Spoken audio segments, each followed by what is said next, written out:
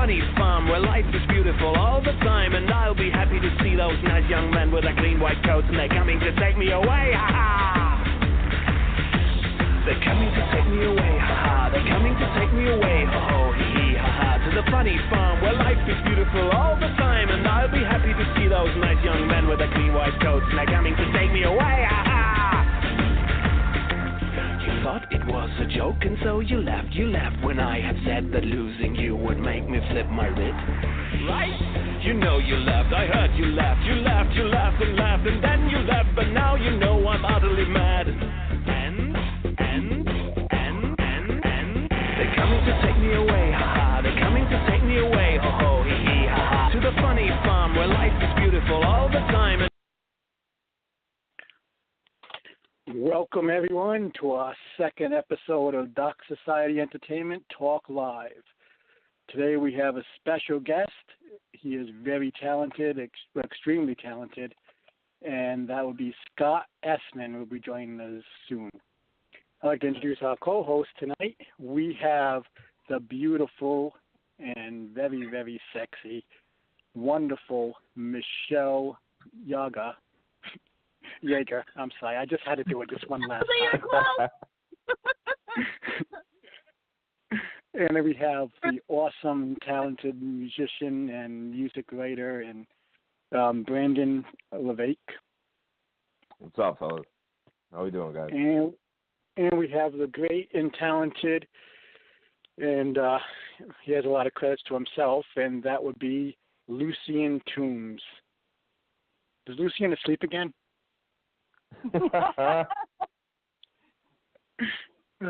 Anyway, guys, we have a great guest on tonight. We have Scott Essman, who will be joining us today. And let me just read off some of these credentials that Scott has. He has 28, according to IMDb, Scott has 28 credits to being a producer. I mean, he has 28 credits to directing. He has 27 in writing.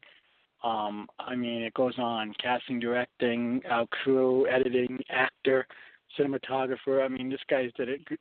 He did so many. And he also did journalism, writing. He's a teacher. I mean, he's going to be full of knowledge today, and that's going to be Scott Essman, who will be joining us. And before we get the show going out today, I would like to talk and give a big thanks out to a gentleman that today I get a message through my Facebook from a wonderful woman. Her name is Doreen Spearman. See, as many of you know who follow my Facebook, is I'm going through a battle with cancer. And to hear how, because I like to stay positive and reach out to people and talk to people, and to try to inspire people that not to give up and to keep on fighting and to keep that positive attitude.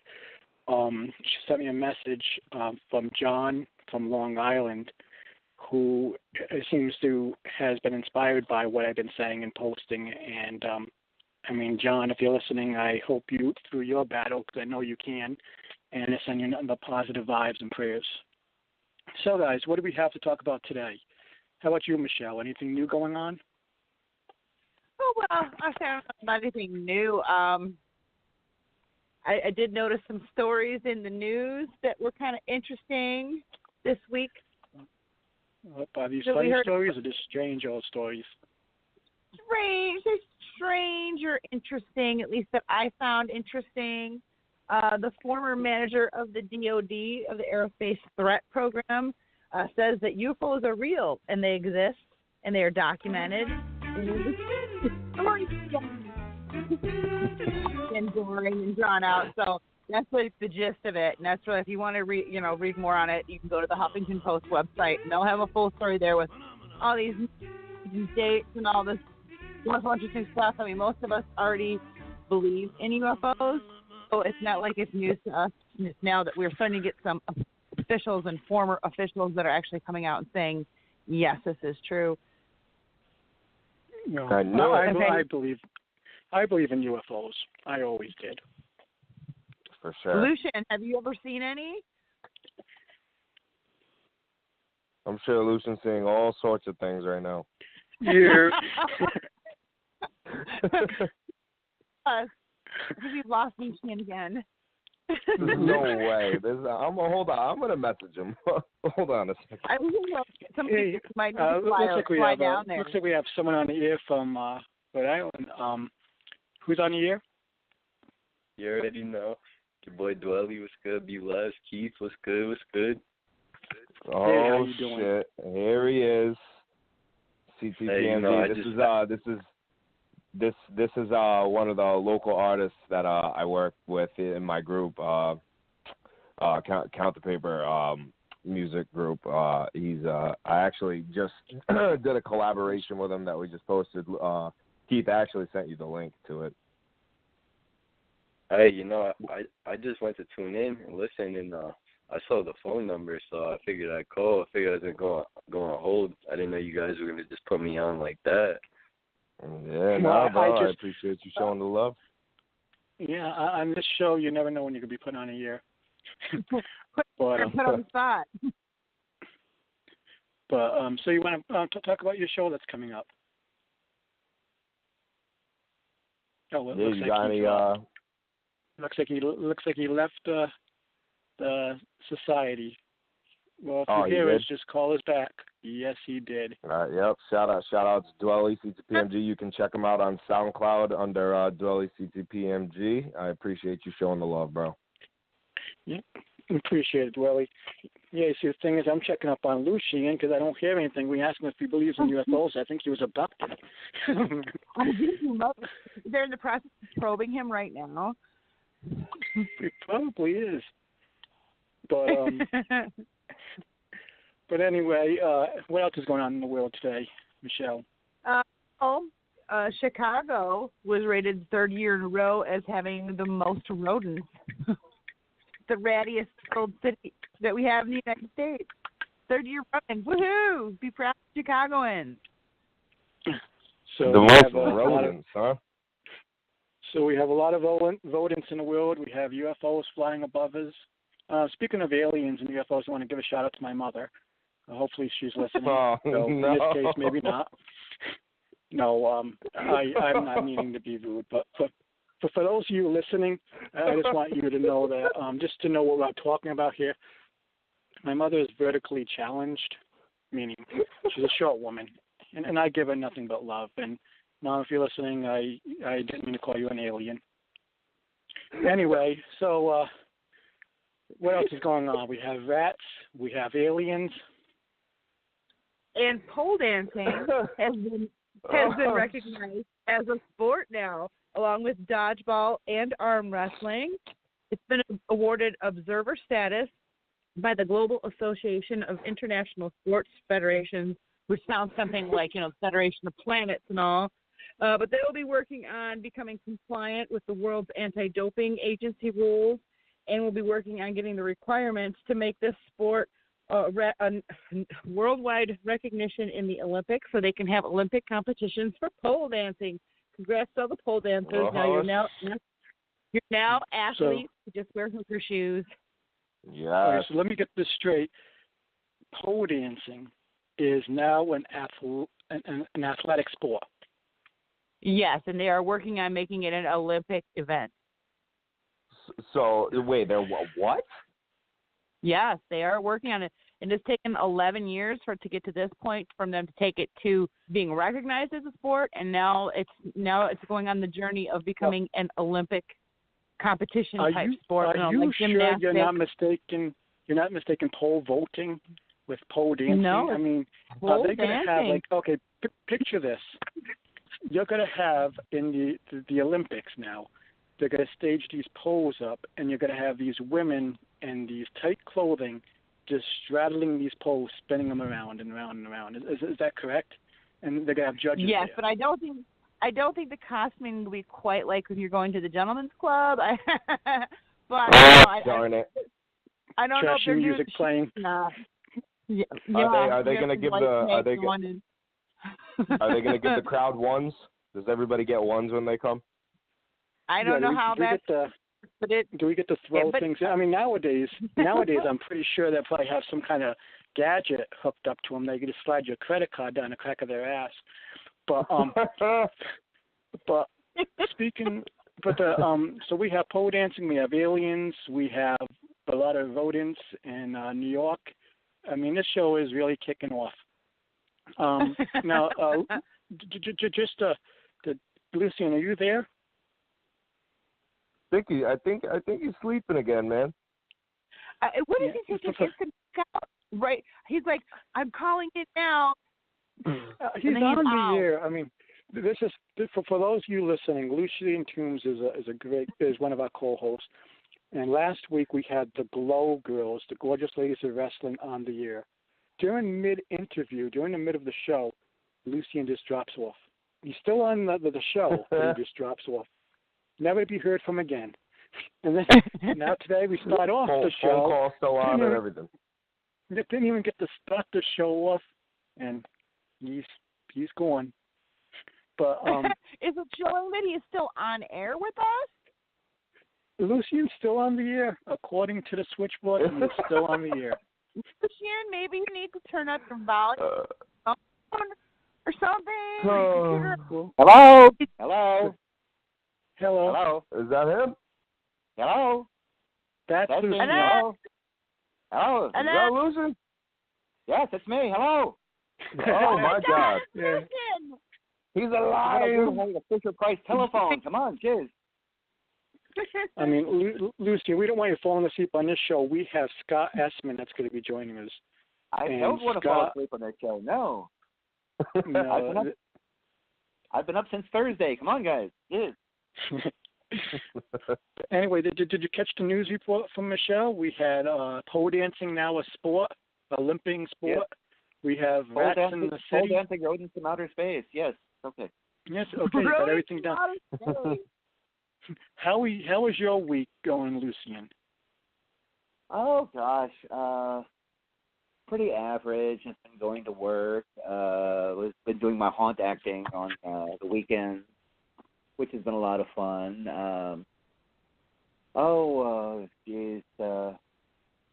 Have had some interesting incidents happen there. I mean, I've had a guy passed out Saturday night. He didn't even make it into the first scene where I was. He just did a face plant right on the concrete floor, which really added to the excitement. And he refused medical attention. We thought we lost you today. You carrying that? But I don't know. You would think this room was lined with lead or something. The crappy reception I get on this phone. You got I can hear you. I can hear you fine. Okay. All right. Still there? Hello? No, we're still here. We can hear you fine. Okay, great. Okay, so we have Scott Essman who'll be joining us. For those of you who don't, to give you a little insight on who Scott is. Scott is a writer, a producer, actor, director. I mean, he's done it all. He just released a book and also did a play on Jack Pierce. And for those of you who do not know him, he is one of the most famous makeup artists, huge inspiration to many makeup artists in the field. And he was Jack the father of the classic movie monsters, pretty much. Yes, exactly. And anyway, but Scott will be joining us, and he'll be telling us all about his career, and also all about a lot about Jack Pierce. And I'm really looking forward to this. And like Lucian said, he is behind a lot of the makeup effects on a lot of the Universal movies, monsters in Hollywood, and those are the monsters that paved the way for a lot of the horror villains today, like your Jasons, your Michael Myers and such. I mean, Universal Studio monsters started them all. Who was your favorite Universal Studios monster?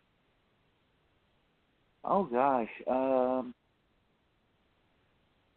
I would say mine's a toss-up between probably the Phantom of the Opera and the Wolfman.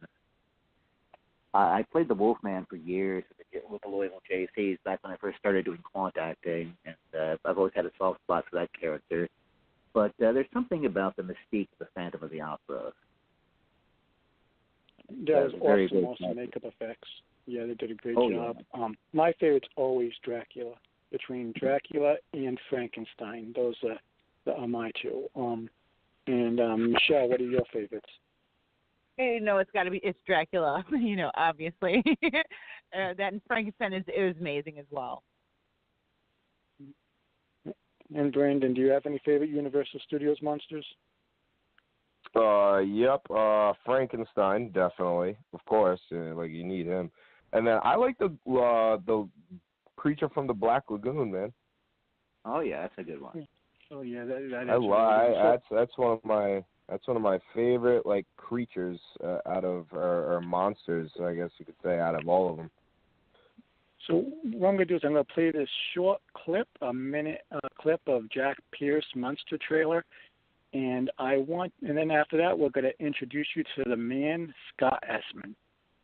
Stay tuned. The art of makeup today is developing so rapidly that there is no such thing as an impossible makeup. You'll see, you'll feel the awful, creeping, crawling terror that stands your hair on end.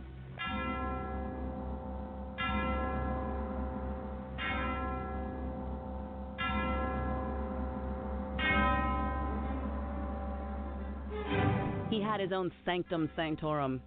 Jack Pierce fancied himself the maker of monsters. He is arguably the single most influential makeup artist in history. He created the looks of characters for horror classics, such as Frankenstein and Wolfman and The Bride of Frankenstein and The Mummy.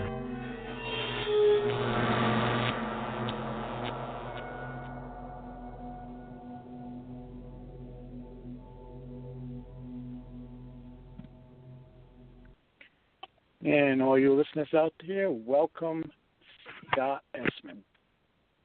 Hello, guys. How's everybody? Scott, how you doing? Doing well. Indian summer in Southern California. We were all looking forward to having you on this show, and this is a big treat for us, Scott. I mean, I was looking through all the biographies I could find on you, all your history. I mean, you have done it all. Well, I'm happy to be on the show, and I'll do anything to forward the legacy and the spirit of these great classic films that we all love for a new generation, right? We got to keep passing it on so that the upcoming generations don't forget about these films and these characters. Bravo. Of course. Yep, I strongly agree. And I know Lucian, he's one of our co-hosts. He is a huge fan, and he's been eagerly waiting for you to tell us about your career. So let's get this started. So you're a writer. Currently, you're a teacher, correct, Scott? Yeah, I do a little writing and a little teaching, and when I have time, other kinds of things too. But yeah, that's fundamentally what keeps me busy. So let's go back to. What was that, Lucian? I said I follow him on Facebook, and I keep thinking, where was this guy back when I was in college? Jeez. Amazing. Now let's go back to the beginning, Scott. Like, did you always have a passion for like entertainment? I would say entertainment in a general word. When it came to makeup artists, also writing and so forth, and getting involved with film and such?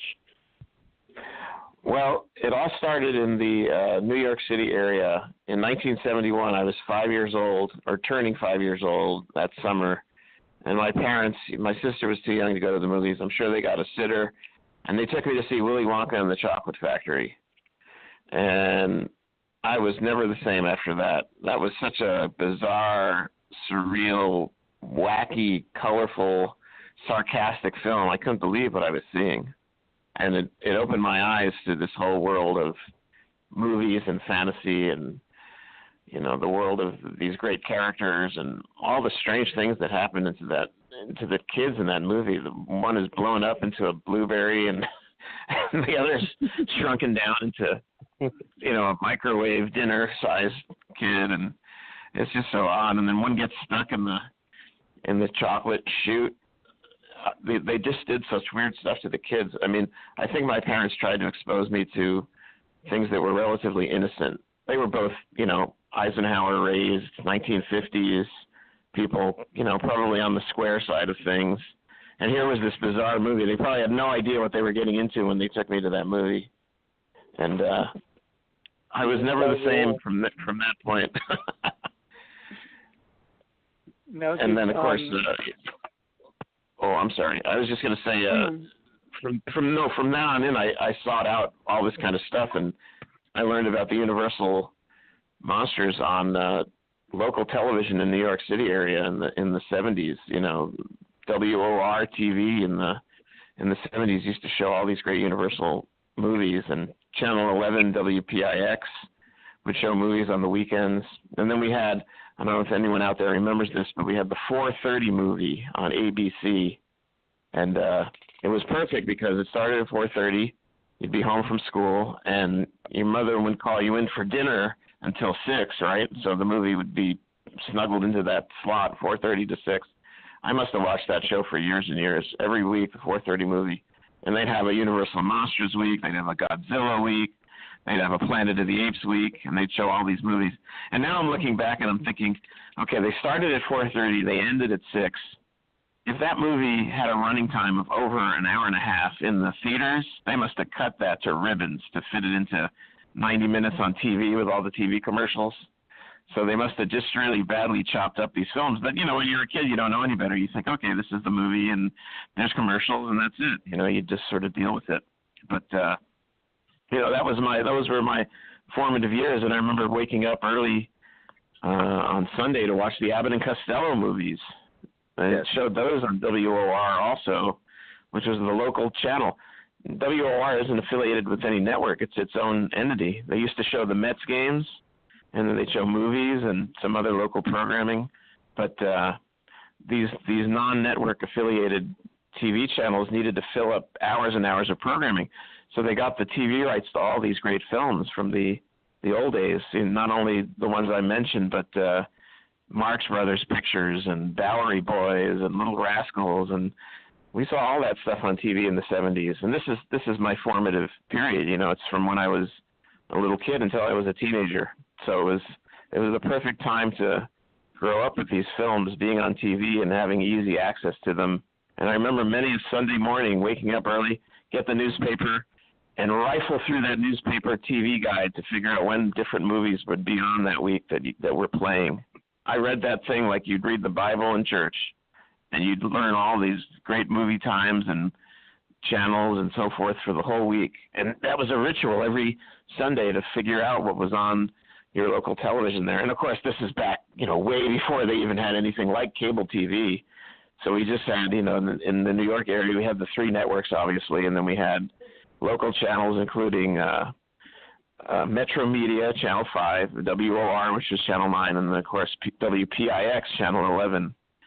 And they'd get the Yankee games, whereas WOR would have the Mets games. And then, of course, we had Channel 13, which was PBS back then. And that was all, of course, VHF TV. Then you'd go to UHF, and you'd find this other weird programming that was on at the time. But this is what we grew up with, and it's unquestionably what's formed me into the person I am today, both as a human being, as a professional as well, trying to do all these things and write about all these people who I grew up watching. I have to ask, did you ever read Famous Monsters? Oh, yeah. That was like the cornerstone book, right? I mean, you'd get that book, you'd go down and you'd sneak away from your parents or whatever, and you'd go to the newsstand and get that book and read it cover to cover. You'd hang on every word because this was speaking to you. This was not some obscure text that would only vaguely refer to these films, right? Which is the way you'd find a movie book and you'd get one little puny chapter maybe on fantasy and horror and science fiction. This was a book that was devoted to that stuff. So, oh yeah, Famous Monsters. And I don't remember how early it was, but I'm guessing somewhere around 1973, 74, we found out that it was being published, and I'd go to the newsstand and get it, or sneak away from the family at a dinner or something and go into a hotel newsstand or whatever it was. And then the crowning book, I don't know if anyone remembers this, but Ed Naha created a book called Horrors from Screen to Scream. And that was 1975. I remember it very clearly. And I got that book, and it was like, wow, finally a book that coalesces all this stuff into one volume, and it wasn't a magazine. This was a book, and it beautiful photos of all the characters, and it didn't shy away from showing stuff that was a little gory.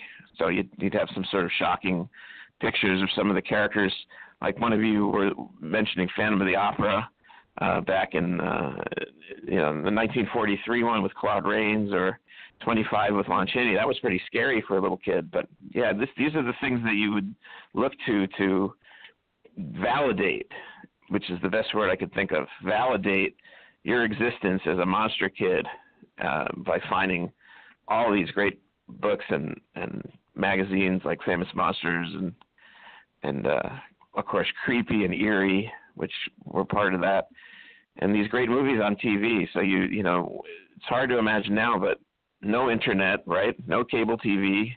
You just had movies playing in the theaters, and sometimes they'd bring out an old one and play it in the theater, or you'd find out what was on TV, and if you were lucky enough, you can watch some of these great films back then. But yeah, these are great memories. I remember many a cold day, snowing and so forth, outside, too cold to go outside really, other than to play in the snow for a little while. And this is what we would do to pass the time in our childhoods. This is classic Generation X stuff. I'm a classic Gen Xer, born in 1966. I'm past the baby boom. We grew up in the 70s. We were post baby boom, and of course the baby boom has all these great directors who made the next wave of great films. So John Landis and John Carpenter and Joe Dante and these kind of people all made those films that we grew up on later, right? They made the great films of the late 70s and early 80s. And yeah, I just watched John Landis's American Werewolf of London the other night, and his the makeup effects by Rick Baker. It was Rick Baker, I believe. But what you're going to be talking about during the show will be tied in with that, because Jack Pierce was a huge inspiration to Rick Baker himself.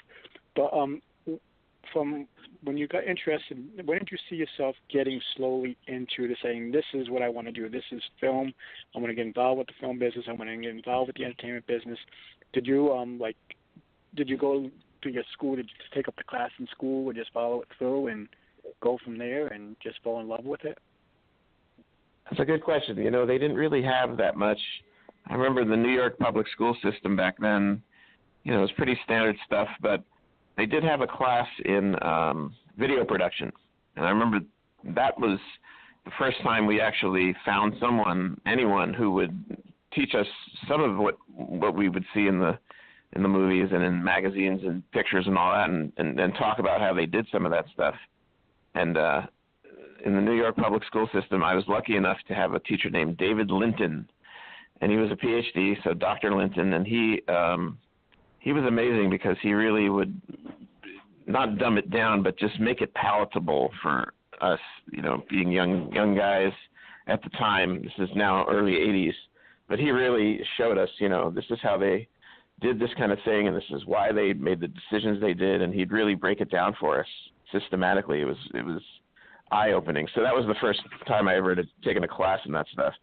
But then it wasn't really until I went to college. I remember in freshman year, I took a film appreciation class, and this guy showed films from all different genres. So there were comedies, and there were romances, and there were dramas, and there were some sci-fi, horror genre films, and he showed us everything, and it was really informative, and he talked about it, analyzed the material.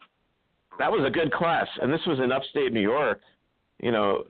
Upstate New York at the time wasn't exactly, a central place to learn the film business, but we did have Syracuse University there and a few other universities which had good communications departments. And I remember at Hobart College, that's where I was, taking this film appreciation class, and it was very exciting. And then, of course, when I finally transferred to California, I found a whole community of people who were studying this stuff really seriously. So not only other monster kids and stuff, but people who really took the whole craft seriously. Like, this is an art. This isn't just, a vocation that you fall into. This is an art where you learn, really learn how to do this stuff, the nuts and bolts. And I took to answer your earlier question, I took screenwriting, and that was my entry into the whole thing, as I learned about screenwriting from several different professors. I had a guy named Paul Lucy who had written for Disney and some companies, and he really taught screenwriting as a vocation. He was a no-nonsense guy on the tall side, very outspoken.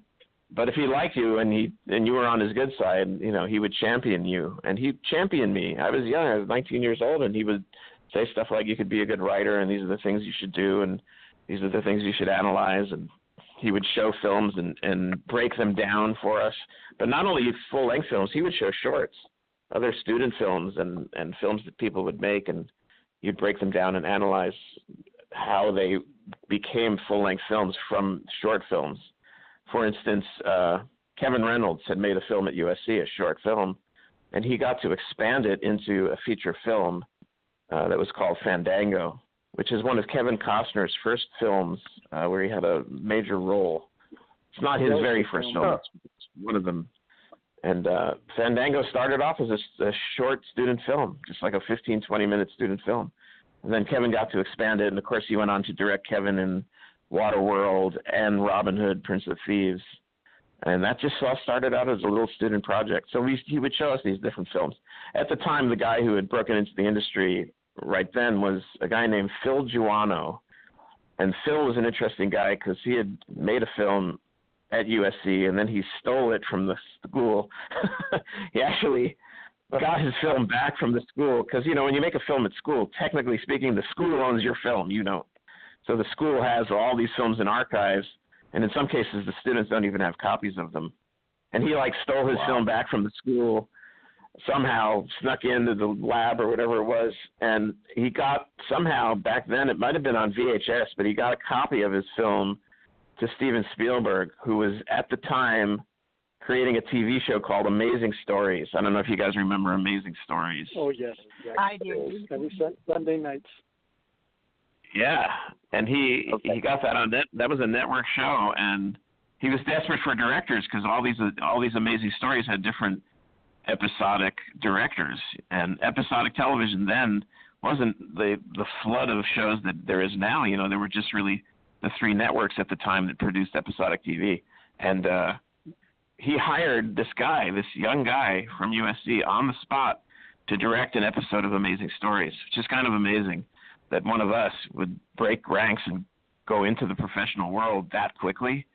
And Giuano directed that, and then very, very soon he made his first feature, and it was called 3 O'Clock High. And it starred Casey Zamasco and Richard Tyson. Wasn't that a good movie? It's nicely done. It's more of a black comedy than a typical high school 80s movie. And it's kind of like if you ever see a movie that came out recently, Fist Fight, it's kind of like that, but not with the teachers. It's just that was kind of like the original one that started out off. It was a really good movie. Yeah, interesting, huh? And Giuano then got the gig, don't ask how, to direct the U2 concert movie. And this is when they had their huge tour. It was their first major monumental tour, and the album was The Joshua Tree. So they hired Phil to make their film on the Joshua Tree tour, which is this massive tour. So this kid, for all intents and purposes, a kid, comes out of the box, makes a short film at school, gets hired to do Amazing Stories. He actually ended up doing 2 Amazing Stories episodes. He did one called Santa 85, obviously 1985, and then he did another one called The Doll. So he made two of those Amazing Stories episodes, and then he got the first feature, which was 3 O'Clock High, and then he made the U2 concert movie, which ended up being called Rattle and Hum. And, man, he was set from then on in. You know, he's been a studio director. He's directed many films at the studios over the years. Not always as busy as some, but, you know, he's hung in there as a top director all these years later. You know, it's been like 30. I think 3 O'Clock High is 30 years old now, believe it or not. That is, wow. I don't think they even have a Blu-ray release on that one or any. I haven't even found it on DVD yet. Maybe I'm wrong. Maybe you can on Amazon or something. But that was a good movie. If you listeners 3 O'Clock High, you gotta get that film. It was really good. Yeah. Now, Scott, you formed also Visionary Cinema. That was back in 1988, correct? Yep, in New York, when I was still living on the East Coast, we formed that company to get a group of writers together to try to generate projects. So it started off as really like a writing club in a way in '88 in New York, and we got up to the point where we were pitching shows to different people in the city, and we got some interesting producers involved. And eventually I took the company to Los Angeles in '89. So we started in '88 in New York, and in '89 I moved to Los Angeles to get things going for that project. We had a couple of interesting things happen with that company. This is kind of obscure, but one of the writers who was in this writing group had written a show called Good Sports, and he had talked about how two sort of like a fighting married couple kind of group would be sports writers, and they'd have to work together. So they'd live together and work together as sports writers. And he had written this whole thing, and I had brought it to California for him because he was part of my writing group. And lo and behold, like 2 years go by, and there's a TV show called Good Sports with Ryan O'Neal and Farrah Fawcett. And wow. This is all written by this guy who lives in northern New Jersey, and named Bob Farhi. Bob Farhi wrote that show, and this was amazing to us that that's how it works. You go and you pass out scripts and you see what people are interested in, and something could get made. And it's very controversial because at the time they didn't give Farhi credit as the creator of that show, so there was some sneaky business going on. But that's a true story. And we didn't have internet and things like that then. This is late '80s, but that all really happened, and eventually I started to make my own projects. I was just talking to someone today. My first professional film that came out of Visionary was called Making Wolvie, and Wolvie was a short film with all these creature characters. They had an abominable snowman character, and then the abominable snowman was, a four-armed, gigantic, kind of lovable kind of creature, and a baby. But the baby was a full prosthetic makeup for a 300-pound actor. So it was a 300-pound baby, infant baby. And then they had kind of like a rock and roll werewolf, like an upright werewolf. It looked like something out of The Howling, if you remember that movie. It was like a Howling-style werewolf. And I came and shot, for 2 days, I shot tons of footage of him making this movie. So my movie, Making Wolvie, was about the making of his short film. And that was like the first thing that put Visionary on the map, because people liked that project for some reason and started asking me to do more things, like right after that. This is 96, 21 years ago. And I've put Making Wolvie on my Facebook, and I've posted it for free on YouTube and places, so you can see it pretty easily. And it was exciting to do. It was the first time I ever used computers for editing as well, so it made editing much, much simpler, because I really prepared well prior to going into the editing room, because, when you edit with computers and you have to rent out the drives and the software, it's very expensive. So I made sure I was very prepared going into that editing session, and that started the whole ball rolling at that time. And back then, that software, the editing software, was nothing like what everyone has access today with access to in the stores and that. I mean, back then you really had to go, like you said, to studios and such to do that.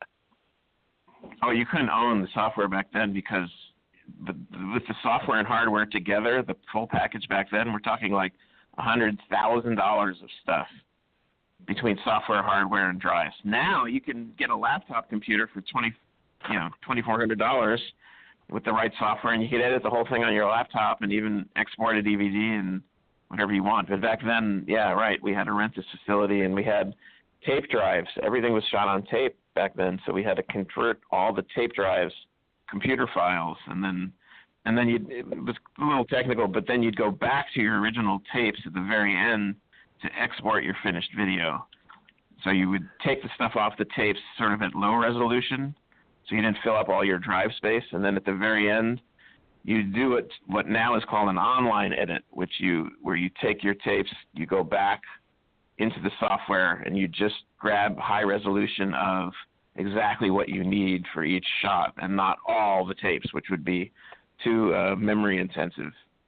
But these are the things we did, and it was the 90s. It was the internet was coming out right at the time that we were doing this. And just to clarify, they had internet before, but not as the World Wide Web. So the World Wide Web was brand new when we were doing this stuff. So no one even knew what a website was or any of that, or email, or no one understood it. And this was the early years of this stuff. So the World Wide Web, just started to get out to people in about 96 or so. And before then, I remember using the internet, but it was black screen computer, no graphics, no photos, no logos, no sound particularly, and no video. So all you would see is a black screen and green characters, but it was all text. You wouldn't get any, fancy fonts or whatever. It was just standard green text on a black screen. That was the internet, right? And then eventually, of course, then we got multimedia photos and graphics and pictures and everything. So, a lot was changing then. It was a new time. The computer was becoming a part of the industry and people's lives right around the mid-90s. Technology has come a long way. I remember when I was in high school, we had one computer in the entire school, and the mainframe was like the size of a file cabinet. Huge, big computers with things spinning and everything. Yeah. Oh yeah. Right. Now you can do all that from a little handheld phone. Exactly. As a matter of fact, I think I heard someone say that your smartphone now has more power and speed than the computer in the 80s that was the size of a room. So right in your hand, you have more ability than the whole room had back then. Wow. That shows you how technology advanced. Now, you switched to journalism for a short time. During that time, you did so many, over what I read, it was over 400 articles as a freelancer for outlets. Oh. You wrote for them all. From American Cinema's Editor magazine to Creative Screenwriting, Movie Maker, Fangoria. That is very impressive. Well, what's funny is I got asked to do my first article when someone saw an ad that I put in a magazine, because I offered, a little bit of a long story, but because I did that Making Wolvie film, people started to ask me to edit their videos of films that they have made. And so I started to get asked to do this, and I said, I'll take an ad out.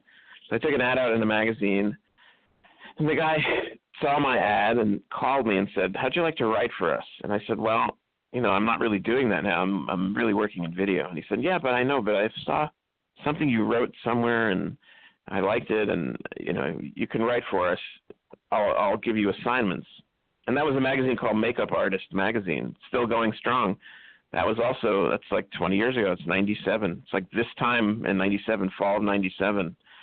And I said, well, all right. And I got an assignment, and I met a guy, and we did a long interview, and he showed me pictures. He had done Bruce Willis's makeup for a movie called The Jackal. I don't know if you remember that. It was sort of a remake of the film Day of the Jackal.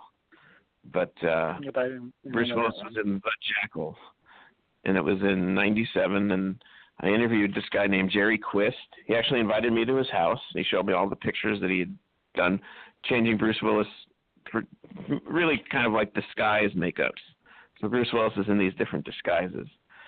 So I wrote it up, and it got published, and it spiraled from there. It's like one thing led to another. Movie Maker called when they had seen some of my things in Makeup Artist Magazine, and they were looking for a story, and then Creative Screenwriting happened, and it just sort of all kind of went from there. One thing leads to another, that kind of stuff. And eventually I started working for myself in a magazine that I just called Directed By, and we were doing directors. And we did 7 of those issues in the 2000s, starting in the late 90s into the 2000s. Those are pretty hard to find now. The only issue that you could find easily is the very last one, because since we did a final one, we made it a big deal. It's 10 years ago now. We did our last issue, and that's on the internet, and it's available and so forth. The other ones are harder to find because some of them were done at a time where websites were not very common at all. And there was the World Wide Web, but there wasn't a whole web component to everything. So some of the early directed buys are pretty tough to find. But we did some interesting issues and lots of articles. And eventually I found my way to a place called Below the Line News in about 2002. It's 15 years ago. And I'm still there. I still contribute to Below the Line News and do articles and interviews and write about different movies and events, too. They'll send me to events. I covered the Emmys a few weeks ago for them. It was the Creative Arts Primetime Emmy Awards, it's the Emmys for everyone except the big dramatic and comedic actors. So the comedy and drama actors they do on a different day, but I went where they did Lifetime Achievement Awards and actors for different specials and things like that. And then, of course, all the Below the Line, which is the magazine, the Below the Line Awards, cinematographers and art directors, casting directors, people who do music for TV shows. So they sent me there, and they liked what I wrote, and it got put up about a month ago. So that was fun, and I'm still there. And I've, as you say, written for the American Cinema Editors, not as often, but they do a quarterly magazine, and I'll contribute now and then to that. I've had some interesting projects through them, and yeah, it's been fun. I mean, writing is a lot of work, and if there's any writers out there, you really got to be dedicated to what you're doing to get published and try to make a life out of it. And if you're really committed and you work hard at it and you don't lose your focus, you can make a living as a writer nowadays because there's so much going on via internet, even though print magazines are kind of slowly but surely dying off. Slowly dying off. Or downsizing, getting smaller. But, there's so many websites, and the ones that are really trying to make a go of it, the websites, who will pay and who really need writers are competing. I mean, they want to be competitive. They want to get ads on their sites and a lot of readers. So it's out there if you really want to go after that kind of thing, you can get it. And I've helped a few writers break in, and a few proteges I've had get established. So I'm happy to refer people who I've worked with and have known, and hopefully they'll get established themselves. But it's been an interesting 21 years. The biggest story I ever did, this is just an aside, was Mighty Joe Young. They remade that film with Bill Paxton and Charlize Theron, and they assigned me to it at Cinefex magazine, and they said, this is going to be a cover story. We want 15,000 words. And just by comparison, if you do a 1,500-word article, that's a meaty article. It's going to take you, a good amount of time to do any interviews you need to do and collect information and research it and then write it and edit it. 1,500 is pretty meaty. 15,000, I had a lot of time to do it. They didn't pressure me on deadlines. I had time to do it, but it took me a long, long, long time. I probably interviewed 25 people who worked on that movie and then had to write one cohesive, full-length, 15,000-word article. It was a lot of work. It was a lot of writing. It was a lot of time spent, a lot of late nights, but it became the cover story that year in Cinefex magazine. And even though I didn't think the movie turned out very well, for various problems, some script problems and some logic problems, it was a fun article to write. And, of course, you earlier mentioned Rick Baker. Baker won his first Academy Award for American Werewolf in London, and I got to sit in his studio and interview him about Mighty Joe Young back in 1998. And to this day, we are acquainted, and he's aware of the work I've done and seems to like it. And he's come to my events. He was at the Jack Pierce event that we did in 2000, and another one of my events that honored Dick Smith, and another one that honored John Chambers. And then the one that was probably not as big a deal as the Jack Pierce, but as popular, which was the tribute to the Wizard of Oz that we did in 1998. That was a big deal because we did all really accurate makeups of the main characters and put a little show together. And then on Halloween in 98, we had the characters, 5 of them, out on Hollywood Boulevard in front of the Chinese Theater for the screening that they were doing for the film. So that was a pretty cool thing, I have to admit. It was an awesome experience, and Jack Pierce was much bigger than, I think, Wizard of Oz. So we did Dorothy, we did Scarecrow, Tin Man and Lion, and the Wicked Witch, and then we added a flying monkey and a Winky Guard the first time we did the tribute, and then the third time we did it. But when we were on Hollywood Boulevard, they didn't, for whatever reason, they said, well, no flying monkey and no Winky Guard. So we just did the 5 characters, and that was certainly a big deal at the time, to be on Hollywood Boulevard with the characters. 3,000 people that day were lined up on Hollywood Boulevard to meet, because Warner Brothers had promoted it as, you're going to meet the characters. So 3,000 families, mostly with kids and stuff, were there to meet the Wizard of Oz characters, and that was a lot of fun. It was a pretty magical, kind of unforgettable day to do that. And then about a year and a half later is when we did the Jack Pierce tribute, the first time with all the characters. We did Pierce, and we did 15 of his characters all in one day. I'm not sure how we did that, but somehow all the makeups came together during the day, and then we did the show at night, and that was one of my favorite things. That is truly magic. The whole day was pretty amazing.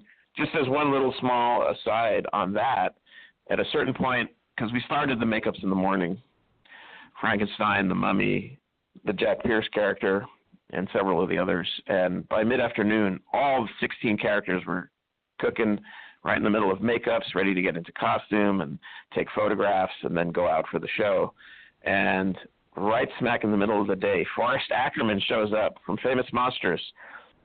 Forrest Ackerman's here. Oh, my God. All right, let's get him in. And then for some reason, he didn't have a ticket, so I couldn't get him in. So what I did is I went in and found some of the other people working on the Pierce tribute, and I got their tickets and went outside and were able then to bring Ackerman and his small group of people he was with in to the venue. So I did a little cheating there, but there was no other way to do it at that point. And I brought him into the room where all the characters were going together and where all the costumes were.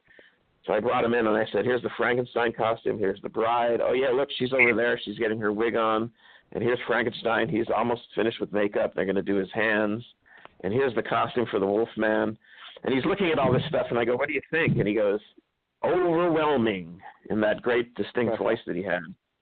And for me in the year 2000 to do a project that he found overwhelming after he had created this magazine that we grew up on, and especially me, all through the 70s, reading this book cover to cover, every word, that was very special to have someone like that say that kind of thing about an event I had put together. Because, whoever thinks that's going to happen, right? You grow up and you're influenced by these people and these films, and you never think you're going to be a part of it, much less that someone you idolized would get to see it. So that was pretty special, I have to say. That was a great moment that I'll never forget. And then he went out and saw the show, and he enjoyed it. And other people were there that day besides Rick Baker. Dick Smith himself, Rick Baker's mentor, was there, and a bunch of other folks. One person who actually worked on the films. Oh, I'm sorry. How was it meeting Dick Smith? Oh, Dick Smith was awesome. Dick Smith was totally cool. And what's funny is, when I first called Dick Smith, and back then he lived in Connecticut, when I first called him, he pushed me off, and he said, you know what, I'm too busy. I really can't talk to you for very long. I've got an advanced professional makeup course to write, and at that time I think he typed out this whole course, and you'd get it in the mail because they didn't have a website. Now they have a website. And he just said, I'm too busy. All right, I'll call you back after a while. And I let a couple months go by, and I called him back. And now I'm still too busy. I'm still finishing my course, and I'm taking a trip to Japan where I'm giving these lectures on makeup and all this stuff.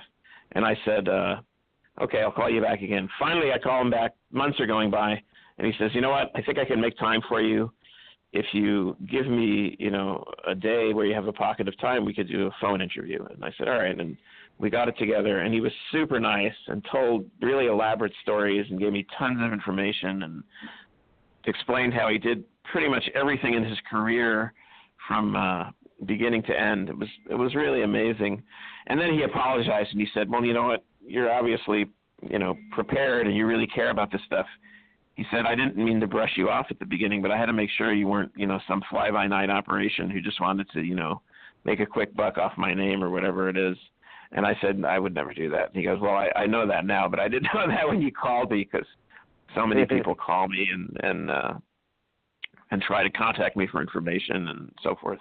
But yeah, he was super nice. We did the tribute to him in '96, and then he came to the Jack Pierce show, and that was a lot of fun. And it was great to have Dick as a friend until he got to the point where he really stopped remembering things that he had done, much less people that he knew. So he would sort of smile and shake your hand and pose for pictures, but by the end he had forgotten most of the stuff, which was really sad, because that man was sharp as a tack until he was, in his late 80s. He remembered everything in his whole career and could tell you the whole story of every film that he'd worked on. But by the end, he really didn't remember this stuff, so it was a little sad to see him that way. But he had moved to Florida for a while, and then he moved back to Connecticut to a house that he had found, and then he retired eventually to a facility in Burbank where he lived out the last few years. And for a long, long time, he lived in Westchester County, New York, and worked in New York City. And in Westchester County, you just jump on the Metro North train, and it takes you right into New York City. So that's what he did for years and years. He lived in I think it was eastern Westchester County, which is not far from Connecticut, and he took the train in and commuted to work at NBC in New York City, right in the heart of Manhattan, and did many films there, right? Godfather and all these films. Some of the films were done in California, but a lion's share were done in New York, Altered States, and all those great films. Exorcist, which I think was shot on location in D.C., and then he did a great job with the makeup effects on that one. He did. That was the movie that a lot of people said that was the crowning achievement of his career, because that was the first chance people got to really see that makeup effects can do things that were thought to be impossible, but you could do it in camera with makeup effects. Yeah, The Exorcist was the film. Dick Smith did a lot of makeup. For those of you listening who was younger, I'm familiar with a lot of his work. I mean, he did makeup effects for films like House of Dark Shadows, The Godfather, Exorcist, Stepford Wives, A Marathon Man. I mean, Scanners, Ghost Story. I mean, he did so many. Little Big Man great. Was another one. Yep. I mean, he was just a great makeup effects artist. And but I mean, you worked. You met a lot of these great makeup effect artists. And in 2002, you ended up working for Universal Studios as a writer and publicist of the classic movie monster films. That was a thing where they didn't advertise this job in the newspaper, right? It wasn't in the LA Times. They didn't necessarily have a job to offer. None of the above. So what I did is, in that particular case, I literally willed my way into the studio by just promising them that no matter what project they threw at me, big or small, I could make it into something cool. And they just sort of hired me on a whim almost. But yes, I did work for Universal 2002 and then 2004 to 2009. I did publicity, I made videos, I wrote articles, I interviewed people, made documentaries. I did a little of everything, and that was a grand time. It was a lot of fun because they gave me pretty much free rein to do what I wanted on these films. And the first one was an animated show at the Universal Cartoon Studio, the same studio where they did Woody Woodpecker and Chilly Willy. Isn't that cool? And isn't that cool? And they did this animated show called The Mummy: Quest for the Lost Scrolls, and it was based on the Stephen Sommers Mummy films. So those characters were from his films. And I worked on that DVD for a while in 2002, and got a lot of publicity for it. We really did a nice job on that, and I tried to do all these different things with the director and the writers and people who designed it. So that was a lot of fun. And then I worked, the big one that came next down the pipeline was Van Helsing. And, you know, I know Monster Kids and people are very torn about that movie. On the one hand, it was great to see a movie with Dracula and the Frankenstein monster and not the Wolfman, but a wolf character, werewolf character, and a Mr. Hyde. It was great to see all those in one film again, right? But in another sense, it was kind of disappointing because they did a whole thing with those characters that really didn't resemble the originals at all. Much like his Mummy films, Stephen Sommers' Mummy films didn't represent, you know, the Mummy films of the 30s and 40s that we love. So, you know, a lot of mixed feelings. But you try to do a good job anyway, and we did some really interesting things with the visual effects people and the guy who designed the characters at Industrial Light and Magic. That was a ton of fun. And Greg Canham ended up doing a bunch of the makeup. So he did the Dracula character. He did a Carl character, which was an homage to the Bride of Frankenstein, Carl. And he did obviously a full head-to-toe Frankenstein monster makeup and costume, full with leg extensions and everything. That was a really detailed and intricate character. For better or for worse. I know some people don't like it and don't feel it's reputable enough to be counted with the great Universals of the 30s and 40s, but it was a fun project because they were resurrecting all these properties in one movie. And there were more things that were cut out of that movie. They were going to do a Gillman from Creature from the Black Lagoon. I saw conceptual illustrations of it on Stephen Sommers' wall that just got cut out of the movie because they didn't have enough time and money to include it. But that was going to be part of the movie originally. And eventually, one of the most intricate characters were Dracula's brides. Do you remember the three ones? They flew.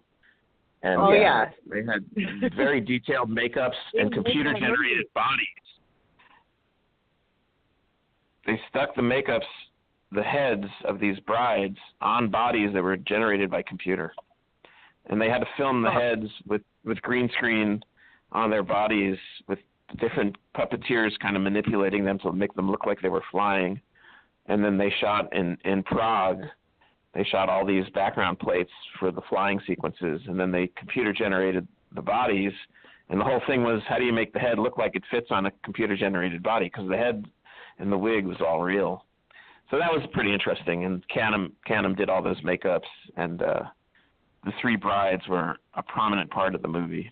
Dracula's Three Brides, which is an homage to the 1931 Dracula, right, where he had three brides in the castle scenes in the beginning of the movie. So that was an homage to that piece. And it was fun. I'll tell you what the most fun part about Van Helsing was. This is 2004, right? So it's 13 years ago already. But they re-released all the classic Universals in new packages. So all the Mummy films came out on one set, and all the Invisible Man films, all the Creature from the Black Lagoon films, and then, of course, Dracula, all those. Those were the legacy editions. You got it. So that was fun because I worked on those. So we got that out of the whole Van Helsing experience, which was a blast to do. In a similar vein, I have to ask. Earlier this year, Universal announced the Dark Universe, to where they are plan to reboot all the classic monster films, and we were talking Bride of Frankenstein, The Invisible Man, and so on, into more of a modern day setting. Any thoughts on that? Sure. I mean, the first of those shots across the bow was the Mummy film that came out earlier this year in June with Tom Cruise. That's the first one. Obviously, I don't want to spoil anything for anyone who hasn't seen it, but Cruise is pursuing a mummy, and there's another prominent character in the show who I won't say the name, but the name is very relevant to the world of monsters, the name of this character. So that's the first attempt. Now, the Mummy was pretty expensive, and they did big stunts and action scenes and so forth, and it did okay at the U.S. box office, and then considering foreign plus U.S., it did pretty well. it's not considered a big hit or anything, but it did okay considering U.S. and overseas box office combined. So the Dark Universe is still alive and well. However, when it didn't hit expectations, I think what they did is, first of all, they said, well, what else do we have in production? And one of them was Bride of Frankenstein. Yeah. So I think what they did is they said, well, you know what, let's rethink this and let's stop production, which they did, and let's go back to the drawing board and see what mistakes we made with The Mummy that we can correct on Bride of Frankenstein. And, not long ago they tried a new Dracula movie with Dracula Untold, and that has very widely differing opinions. Some people liked it, and some people thought, well, that's not Dracula. They're making him into a good guy, and he's sort of a victim. And other people said, well, no, this is Untold. This is the true story of Dracula. So it had mixed, reactions. And but that was not part of what I understand to be the Dark Universe. That was kind of like a standalone film. But the Dark Universe does include a Bride film and ostensibly another Wolfman film. The 2010 Wolfman, which I worked on in publicity, was not per se part of the Dark Universe, right? That was another standalone attempt. Really almost, not exactly, but almost a direct remake of the 1941 film, with some changes, obviously. I think the 2010 Wolfman actually was more of an homage to the Hammer films, because it had that feeling to it like a Hammer film did. But they did start off with the the poem about, even a man who is pure of heart at the very beginning, which I thought was a nice touch. Yeah, they were trying to do some things, but yeah, you have a good point. It almost plays a little more like Curse of the Werewolf, the 1961 Hammer, starring Oliver Reed, than it does the 1941 film. Yeah, that's a good point, and it's definitely possible. I'm sure they were just trying to rekindle interest the way Van Helsing was trying to do that, and the way that obviously Dracula Untold was trying to do. So they're trying to bring these properties back. To tell you the truth, I'm not sure internally how Universal feels about The Mummy. On the one hand, I'm sure they earned their investment back. On the other hand, I don't think it was the gigantic hit that they had hoped for, or maybe thought it would be. So now they're reconsidering what they're doing on Bride, and they have to think about things again. And I think back to the drawing board in many respects. But one interesting thing about The Mummy and the Dark Universe is that they do set up in the Mummy film with Cruise a chance to do some interesting things with a variety of characters. So for anyone who's seen it, you'll know what we're talking about. If you haven't seen it, check it out. Even if you're just merely curious, check it out and see what you think, and see if you think there's possibilities there. I mean, I hope there are, and I hope they can do some interesting things with these characters. I think it's certainly possible. You have to think about it the right way. In a weird kind of way, if you were to tell someone, let's say you took the title The Mummy away, if you were to tell someone what the Tom Cruise movie was like, you might not immediately say horror. You might say that was an action movie, or at least an action-adventure movie with horror elements. But horror might not be the first thing you'd think of. Well, Dark Universe and classic Universal monsters, you think horror. Those are horror movies. The Invisible Man, Dracula, Frankenstein, The Mummy, Bride of Frankenstein, Wolfman. Those are horror movies. So I think they have to think about more what they want to do in terms of a direction and a goal with these characters and these films that they're going to be trying again. I mean, I admire them for trying, no doubt about it. And I hope it does create interest again in these properties, because we do need to pass it on and keep it going. Every once in a while in a class, I'll show Dracula and Frankenstein, sometimes Wolfman, and sometimes Bride. And some of these students haven't seen them before.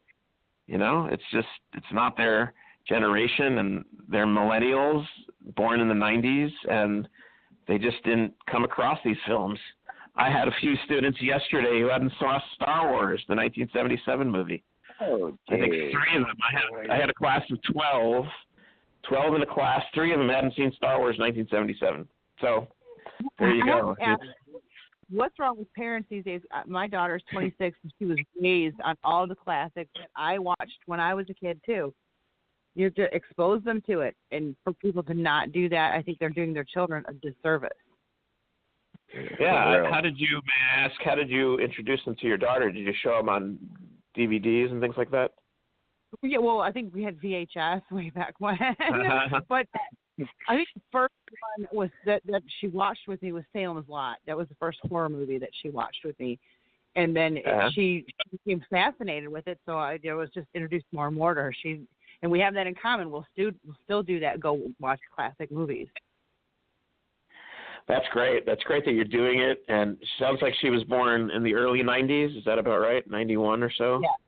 Yeah. Uh-huh. So she would have come of age in the late 90s. And, yeah, right, you didn't have DVDs then. Isn't that amazing to think of? So she's a young person still, but in her childhood. That's pretty funny. VHS tapes, man. Hey, they still work. If you put them in, they still work. It's too bad that they're kind of on the way out. And, hey, I'll tell you what, in a weird kind of way, there's a certain population for whom DVDs are on the way out. They're not. They're not selling through, they call it, as much as they were. So they can stock them on the shelves for Halloween, and they can put DVDs on sale for Christmas at different stores, but they're not selling through like they were. I think the thing was because of all the online streaming and the Netflixes and the Hulus and things of those sorts, and Fire Sticks and Kodi, and you know what I mean? Like it's so much more accessible and easier to access these movies now, opposed to going to a store and I mean, Keith, it's just like with Xbox Live, you know what I mean? Like a lot of people don't resort to going out and buying discs anymore. They just install it from the marketplace because it's like, you know, like you can access everything from your fingertips now, which is like it's more convenient for certain people to be able to do that opposed to going and shopping for a DVD or you know what I'm saying? Yeah, sure. I think and it's kind of like what I was saying with the magazines. I mean, the digital age killed a lot of your magazines. I mean, exactly. Your publicists, you have everything is just digital. So I see what Scott was saying there as well in this interview. Yeah. And I think another big problem is that, you know, when you have your smartphone in your hand and it does play video, there's a strong temptation to use it to look at video. I don't understand how someone could do that, but I've heard from friends who have children, millennial children, and some of my students that, given the right time and the right place, they'll pop earbuds onto their phone and they'll start watching a movie on this little 5-inch by 3-inch thing, you know. And it's kind of scary. I would never want to watch a movie that way, but, you know, if they can do it, they will. Bigger the screen, the better, and more you see. And now, Scott, when you were with Universal Studios and you started doing your publicity projects and that for the Universal Studios home entertainment and such, now you interviewed people in the business, like people like Peter Jackson and stuff. Now, did you sit down with them and get to talk to them and interact with them? Yeah, a lot of them I did. Peter Jackson, no. He was in New Zealand.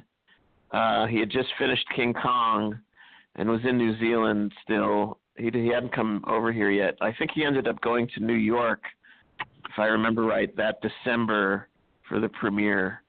So I talked to him on the phone, but he was real nice and real cordial and friendly and gave me a really good interview. So that was a cool one.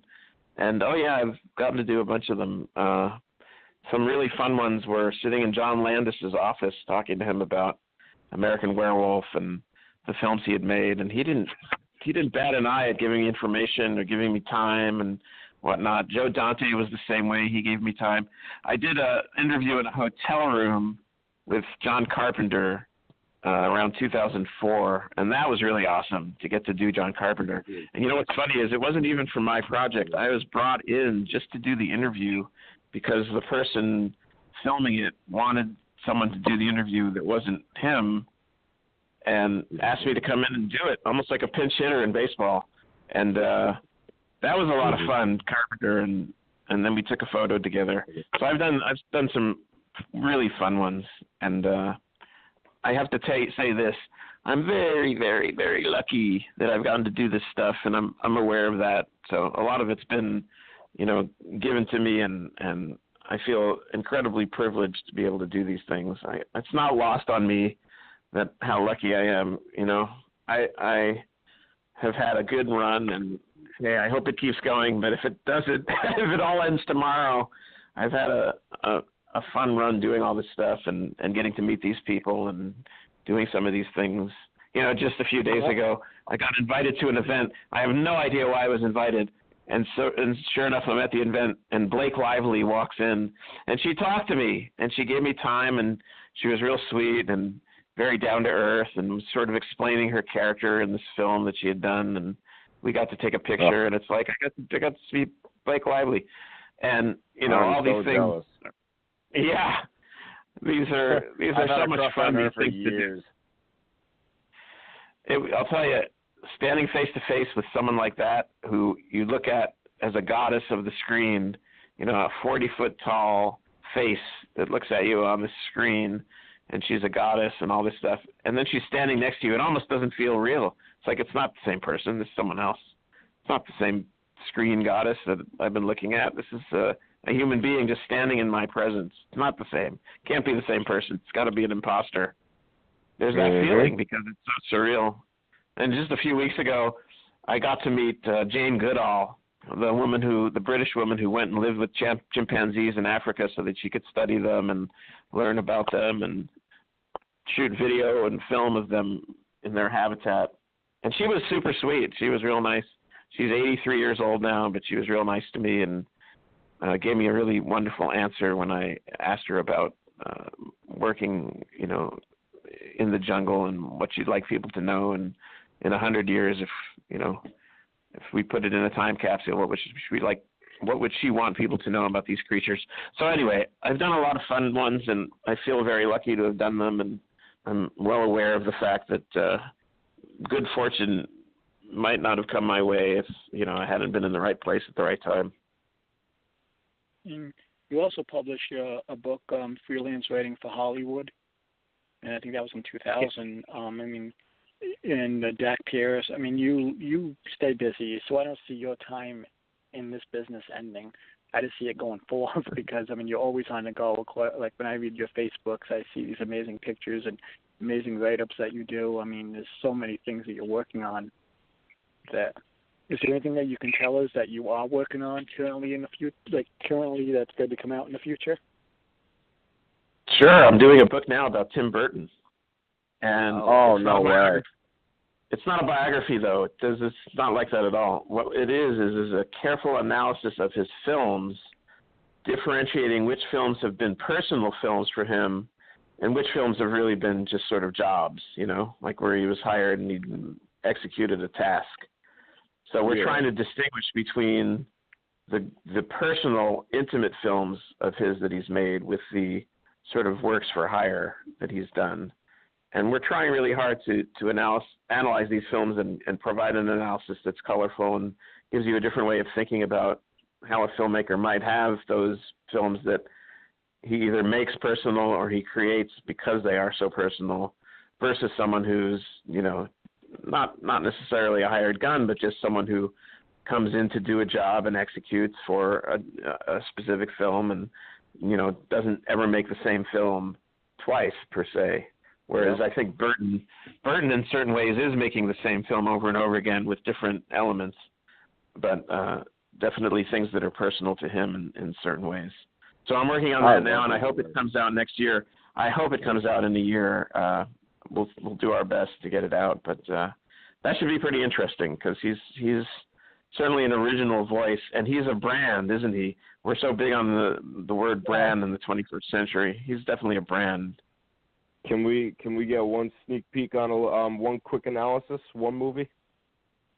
Well, one of the things that we talk about is certainly the fact that, like in his early career, a film like Beetlejuice was definitely personal to him. But then a film that might be his most personal film would be like, say, Edward Scissorhands, because that character is really almost alter ego of the director himself, who grew up in a place very much like that town in that period, which is, it's supposed to be the 60s, with the colors, the pastel colors, and those clothes and hairdos. And, so Burton did grow up in the 60s in an environment like that, and was very much so an outsider, you know, a black sheep who didn't fit in. But he could do one thing really well. In the movie, he can use his scissors to cut topiary.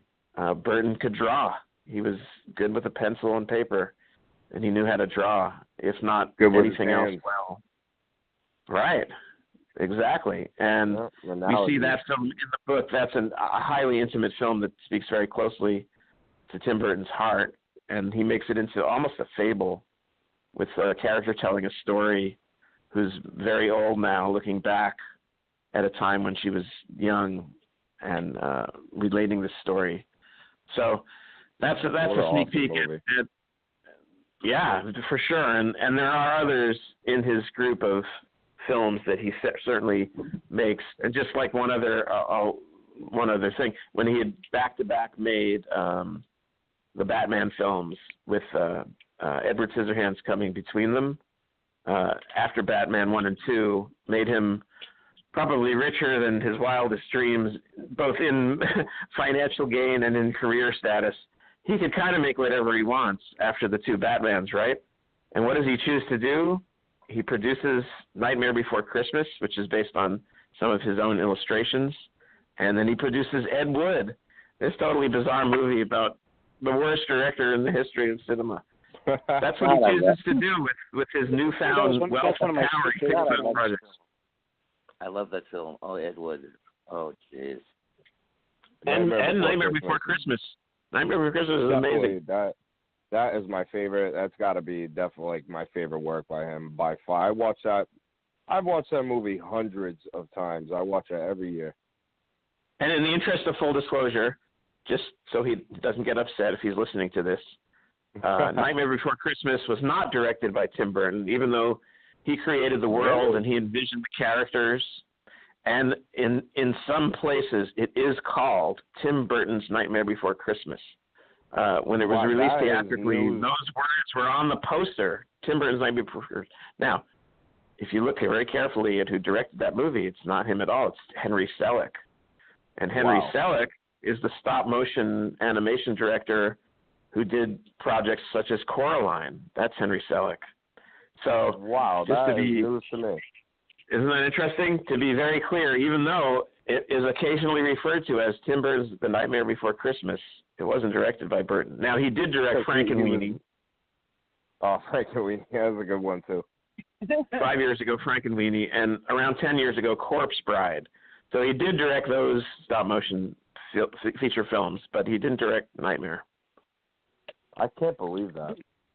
So the one movie a lot of people don't have any idea that Henry Selick directed that movie. They immediately think, oh, it's Disney. Who worked at Disney? Tim Burton. Oh, yeah, it's Tim Burton's Nightmare. Okay, he directed it. And, it's not that's true. What I thought. I'm a huge Tim Burton fan. Selick. If you ever meet Harry Selick at a cocktail party or whatever and say to him, hey, don't you love Tim Burton's Nightmare Before Christmas? You might get a cocktail dumped on your head if you say that. But he's a nice guy, and he's upset by that, but he's a nice guy, and he has made his own films apart from Burton's world. And my favorite of which is definitely Coraline. That's an awesome achievement, and certainly, if it's not the equal of Nightmare, it's just as weird and visionary in many ways. Kind of scary too. Mm-hmm. Without question, that's a scary film. Whereas Nightmare Before Christmas is pretty benign, right? I mean, there's scary elements to it, but it's pretty benign. My favorite part of Nightmare in terms of the scary stuff is when all the creepy crawlies are dropped off to children all over the world, and their reaction to finding their presents under their Christmas trees and whatnot. is about the scariest part, but it's really not very scary as a film. It's palatable for children. Coraline is creepy. Coraline might be too scary for younger kids. Yeah, Coraline was really, definitely. It was like almost disturbing. So, I like Tim Burton. I love his movies, but the one movie I did not get into that much was his version of Dark Shadows. Great sets, great cinematography, but I'm so familiar and I'm so used to the old story of Dark Shadows, and I just couldn't mesh with his version. Yeah, that's kind of a misfire, isn't it? It's an attempt by him to resurrect that old TV show and movie, which, funny enough, we mentioned Dick Smith earlier, and I believe you mentioned that Dick Smith had done that movie. Dick Smith did the Barnabas Collins makeup. Oh, yeah. The Dark Shadows TV show and the House of Dark Shadows movie. Yep. I have everyone on copy. I love that show.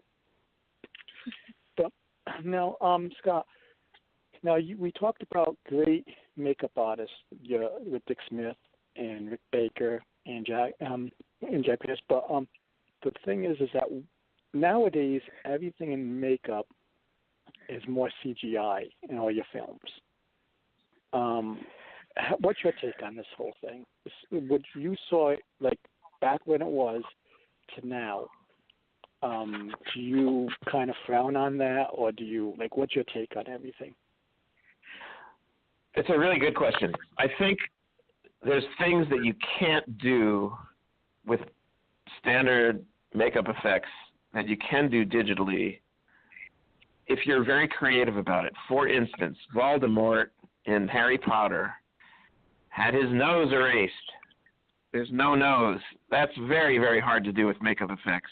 You can put things over the nose to sort of blend it into the cheeks, right? But to completely make a nose disappear like that, that's very difficult to do. So the fact that they can do a cool makeup on Ralph Fiennes and then erase his nose digitally is both techniques working together, right? So you're designing a cool character and you're realizing it with makeup, I think by Mick Dudman in England, who did that. But you're going in and erasing his nose, which, you can't do that, at least not well, with standard makeup. You could make certain things disappear, like mustaches, and you could make eyes disappear so someone looks like he has one eye. All that kind of stuff is doable with makeup. But erasing a protruding nose, that's very tough to do. And digitally they did it with that movie.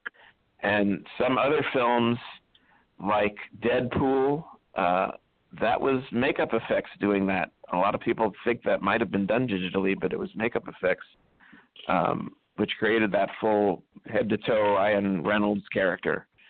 So you can still do many things with makeup effects, and I think it's preferential on the part of actors to do things with makeup effects, but a lot of directors automatically think, well, we could fix it digitally, so let's just do it with green screen, and let's have green parts of people's bodies and costume pieces and all that, and we'll just put in what we want afterwards. And I mean, there is something to that, right? There is that way that you can do it in that time and place you can do it. In the first movie that Andrew Adamson did after he was the big Shrek guy, right? The Lion, the Witch, and the Wardrobe, Chronicles of Narnia.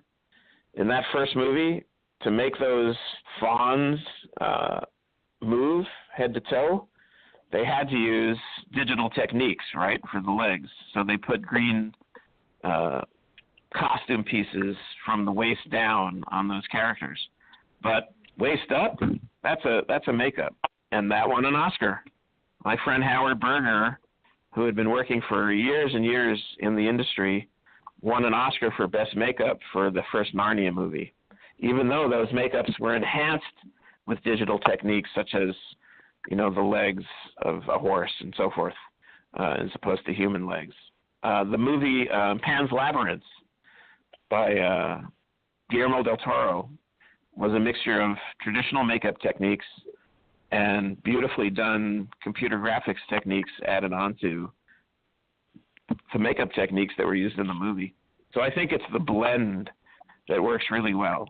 Now, what I don't like particularly, and this is just a personal opinion, is in a fully live-action movie to have a character automatically done completely with computer graphics and no sense of any practical elements. I don't just desire that as an audience member. I don't like the idea that, it wasn't even there when they filmed it and it's not there now. I don't like that going across my mind. I want to know something was there when they were filming, at least in part. In the movie Starship Troopers, Starship Troopers is now 20 years old, believe it or not. That's kind of amazing, isn't it? 1997. I saw it in theaters.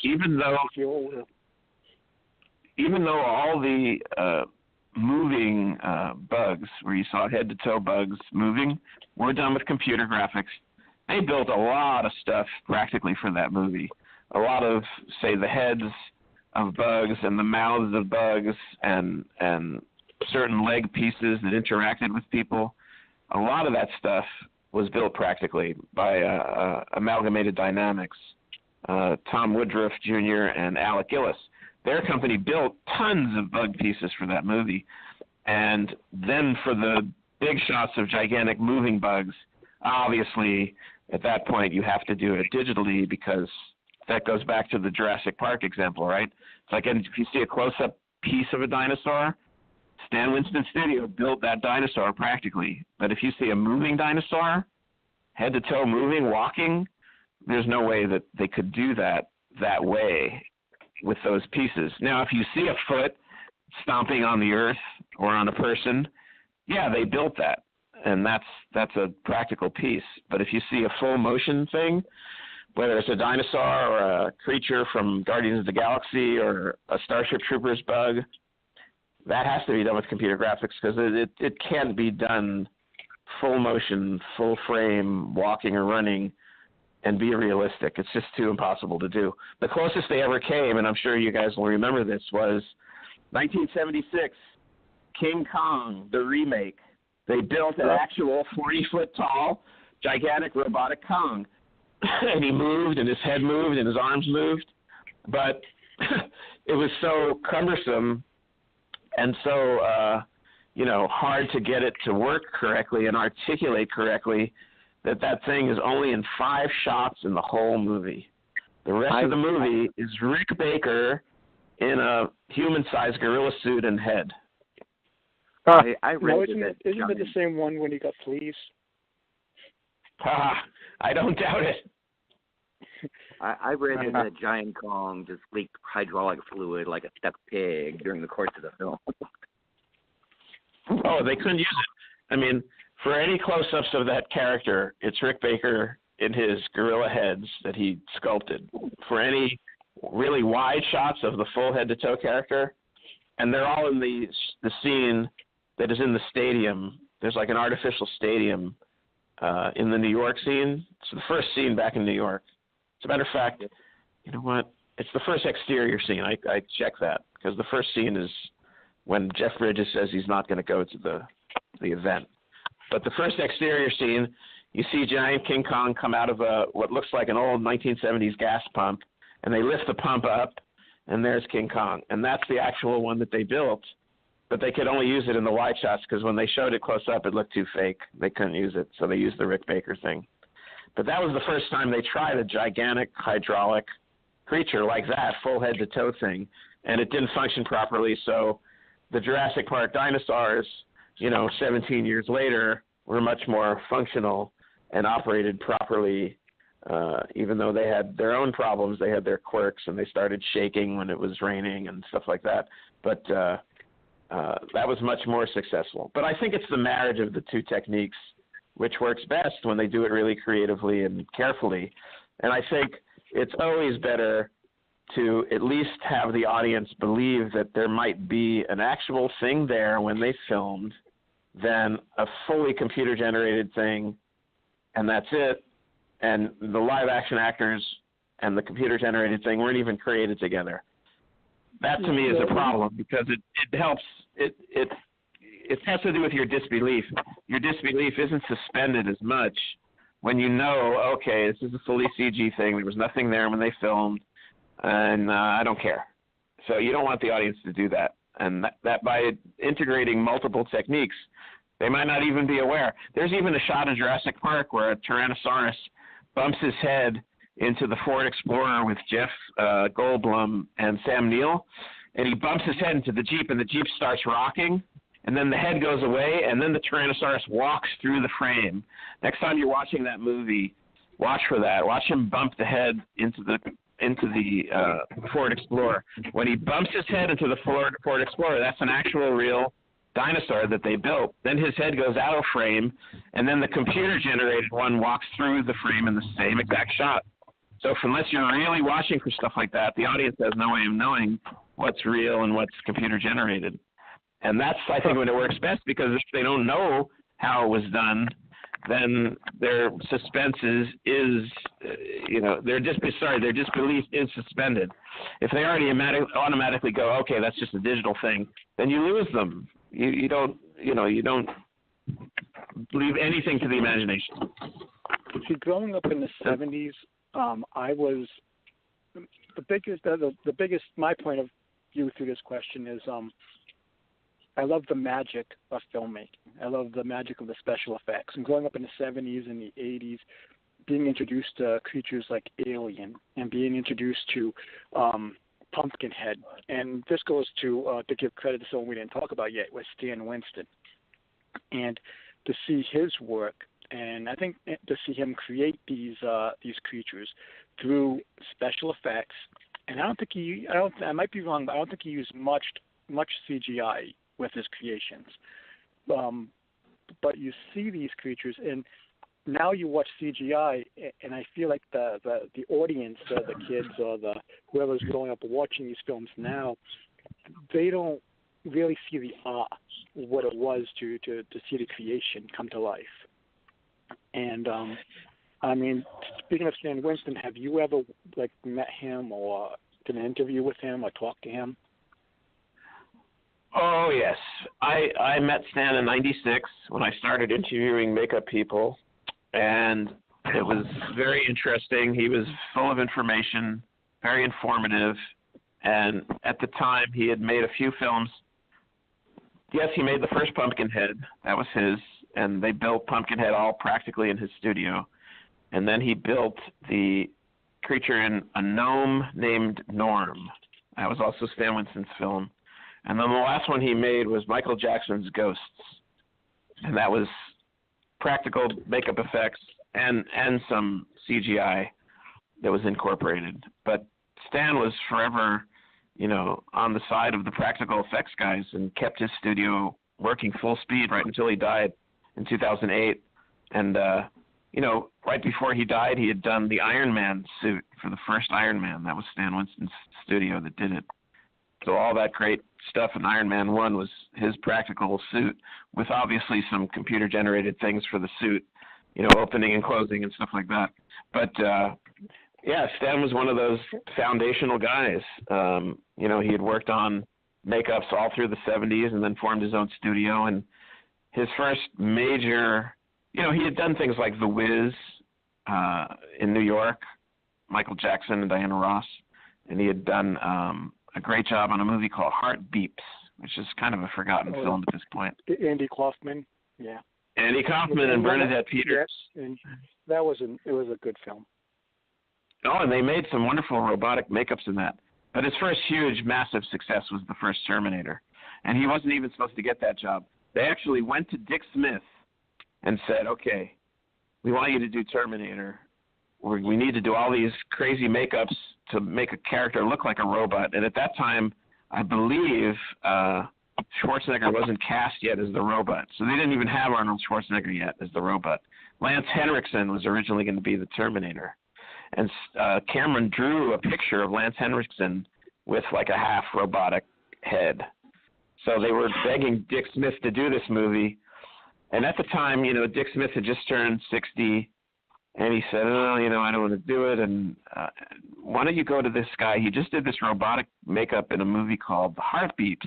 Why don't you go to him? And they said, well, I don't know. And they kept coming back to Dick Smith and saying, okay, when are we starting? And Dick was like, I'm not doing this movie. It's too big. I'm 60 years old. It's too big of a movie. We have to build robot heads and robot feet and robot arms and all these makeup effects. And he sort of does like a self-surgery on himself at one point where he has to cut open his arm and his eye. And he didn't want to do all this stuff. So he referred it to Stan, who finally got it. And then Arnold Schwarzenegger was cast. And they got to do that movie. And then Stan was, from then on in, he was like really giving Rick Baker a run for his money as like the top guy to do this kind of work. So it was like Stan and Rick, Rick and Stan, you know, film by film. Oh, what did Rick do? What did Stan do? You know, they'd go at each other. The same year that Stan did The Terminator, Rick did Greystoke, the Tarzan film, where they did all those gorillas and chimpanzees, all those detailed makeups. That was all Rick Baker doing these makeups in England. And Stan, of course, did Terminator. And then a couple of years later, Rick had a big film and Stan had another film. I remember Stan had Alien Nation and Rick had Coming to America, the Eddie Murphy film, where he changed Eddie Murphy into all these characters. Yep. And Stan had Alien Nation, where he did all these alien makeup. So they were always back and forth and back. I think they had like a friendly competition between them because they were friends and yet not friends, competitors, you know, and bidding on the same job in some cases, I understand. You know, they'd go to Rick and say, can you do this movie? And he'd say, well, I don't know, it's going to cost this much. And then they'd go to Stan and they'd say, Rick Baker said he would charge this much for a movie. Can you do any better? And all that kind of crap. So it's like all this funny stuff went on all those years. But when Stan died, Rick was very gracious. And he says, I can't believe it. You know, Stan Winston died. He was my colleague and my friend and my longtime, you know, friendly competitor doing makeup in Hollywood, you know, for years and years. I think 74, 84, they had like 30 years. The two of them were like side by side, and the number one and number two guy for creating creatures for films and makeups. And one of my favorites that he created as a side note, Aliens. Aliens. That was all Stan Winston. Yeah, the Queen Alien. That was a great creation. That was all Stan Winston. He also did Friday the 13th. Yeah, I think he created Jason, the head part, and they never used it in the film. When they cut it all out, but he created a big mask for Friday the 13th Part 3. Nice, and it got cut out of the film. The work he did, right? Yep. Yeah, that'll happen. And then I was very fortunate when Stan died. I got a call from Tony Timpone at Fangoria. And he said, you know, I know you've been doing a lot of makeup articles and you've interviewed a lot of these people. Would you do an appreciation for Stan for Fangoria in print? And I was honored to do it. And I was like, of course I'll do it, sure. And I went back to all of Stan's people who worked with him and knew him and worked with him and wrote the tribute to Stan Winston in Fangoria in 2008, which is the only thing I've ever written for Fangoria. For whatever reason, I never got past that. I just wrote the one thing. But that was an interesting thing for me to do because at that point I had known Stan for 12 years and he was aware of me and so forth. He was an interesting guy. And, of course, he did all the Jurassic films. It was all Stan. All the Terminator films was Stan. And Spielberg would go to him. I remember in 2001, Spielberg went to him and said, we need all these robots, but it's not like the Terminator. We need like real robots. Can you do these makeups, maybe with green screen elements? And he said, well, I don't know. And supposedly they had a lot of problems getting those things to look real on the set of AI, artificial intelligence. And Spielberg, who had worked with him on Jurassic Park, thought he might be able to do mechanical devices, but they ended up doing him with makeups and like little green patches in the makeup. If they needed to see inside the head, they would take an eyeball and green screen it, and they did all little pieces like that to get that movie to work. And I understand it was difficult. That set had problems getting those characters to look real. And of course, some were built completely as robots, but a lot of them were done as practical makeups, and they did a ton of work to get a lot of that makeup. You're talking about your stuff wasn't seen. I understand that, like, whatever, 75% of the work that they did for AI, artificial intelligence, never made it on camera, at least in a close shot. where you could really see what they did. So a lot of it is either in the background or, never made it to film. But they did tons of makeups and robot pieces and whatnot for that movie. And it was all Stan Winston. That movie also had a really rocky start because Stanley Kubrick started shooting it, and he died early in the production, and then Spielberg took over. And if you're familiar with their work, you can almost tell in the film where Spielberg picked up the ball. Yeah, and ultimately Spielberg is credited with writing and directing the movie, but with huge acknowledgments to Kubrick, and I think Brian Aldiss, who wrote the story Super Toys Last All Summer Long, I believe. And Brian Aldiss's story was the one found by Kubrick, who wanted to make this movie. But yes, as a matter of fact, he died before his last film, Eyes Wide Shut, was released. But I think you're right. I think he'd already done a lot of work on AI with regards to doing it. From what I understand, and this is just what I read at the time, Spielberg got a call from Kubrick after Jurassic Park saying, how did you do these creatures? And when Spielberg explained it, he said, you know what, I think now I can go forward with this story I've wanted to do in science fiction called Artificial Intelligence about these robots. It's based on a Brian Aldiss short story. And Spielberg said, well, I'll give you all the info you need to do your movie based on Jurassic Park. But I don't think Spielberg ever thought he'd end up directing the movie, because it was Kubrick's baby for the whole period. He was alive until he died in 1998 he died. So out of all your achievements, I mean, you did so we talked about so much tonight, but out of all your achievements, what is the one that really you could look back at and be proud of, that really shines? I like a lot of the stuff we did. Like I mentioned earlier, the Wizard of Oz tribute was pretty magical, and those makeups were pretty impeccable. And I found a really good cast, and we had high aspirations, but we didn't do that many characters. When we did Jack Pierce, we did 15 characters plus an old Jack Pierce. That was very ambitious, and considering the budget or lack thereof, and the facilities or lack thereof that we had, we really accomplished a great deal. I don't know how we pulled off what we did pull off. And, now it's committed to video, and we have a short and a long version. The short one is 30 minutes, and the long one is about 77 minutes. For diehard fans, you can watch the 77-minute one and see all the stuff. And for casual fans, you can watch the 30-minute one. And these are on Facebook and on YouTube, but the basic idea was, let's show Jack Pierce's whole life and have him tell his own life story. And I was very proud that we just accomplished that and got it on stage and did execute the 16 total makeups for that one day. It was only one day. And then, I created a book, a commemorative program book for the event, June 17th, 2000. So the commemorative program book and the show all kind of went together. And we even did a magnet that day. We did a giveaway. So if you bought a ticket to the show, you'd get a magnet. And I'm sure by now they're long gone, but it was a picture of Jack Pierce making Boris Karloff into the Frankenstein monster. And it was a magnet. It was a fridge magnet that you put up. It was probably a little bit larger than, like, say, a business card. And that was cool. And people loved their magnets. And I'd go to people's houses and stuff after the show, and they'd have them on their fridge. So that was kind of cool, too.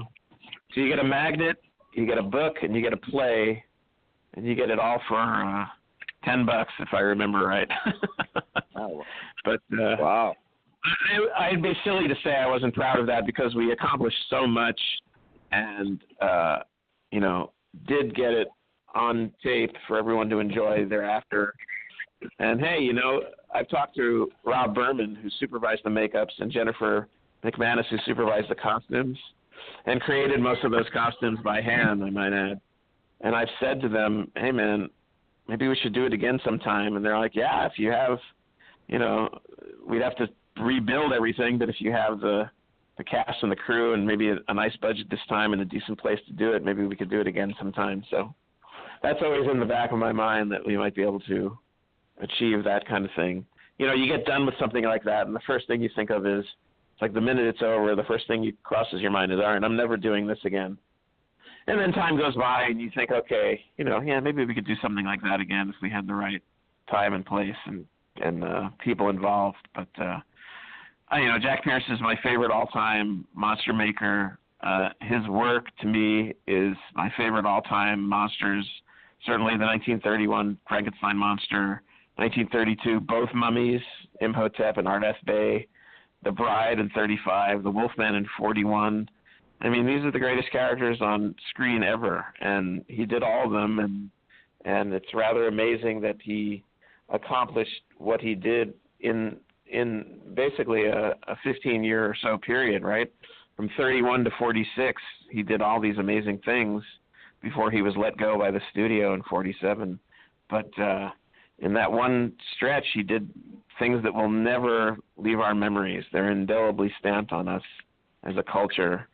And I can't thank him enough for that, and I hope some of the stuff that I've done to pay tribute to his work has done it justice.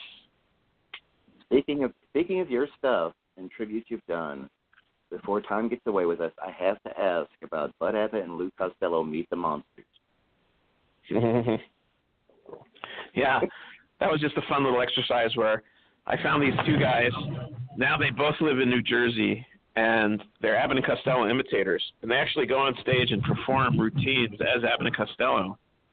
And they call themselves Bud and Lou, and they do these things. And, you know, they earn money on and off, and they're treated very well. They go to the Baseball Hall of Fame in New York to do the Who's on First routine, and they go on the Jersey Shore to perform at various venues. I think they've done some casinos and some things in Jersey. And, of course, since Bud and Lou are both from Jersey, there's statues and honorary elements for those guys in Jersey.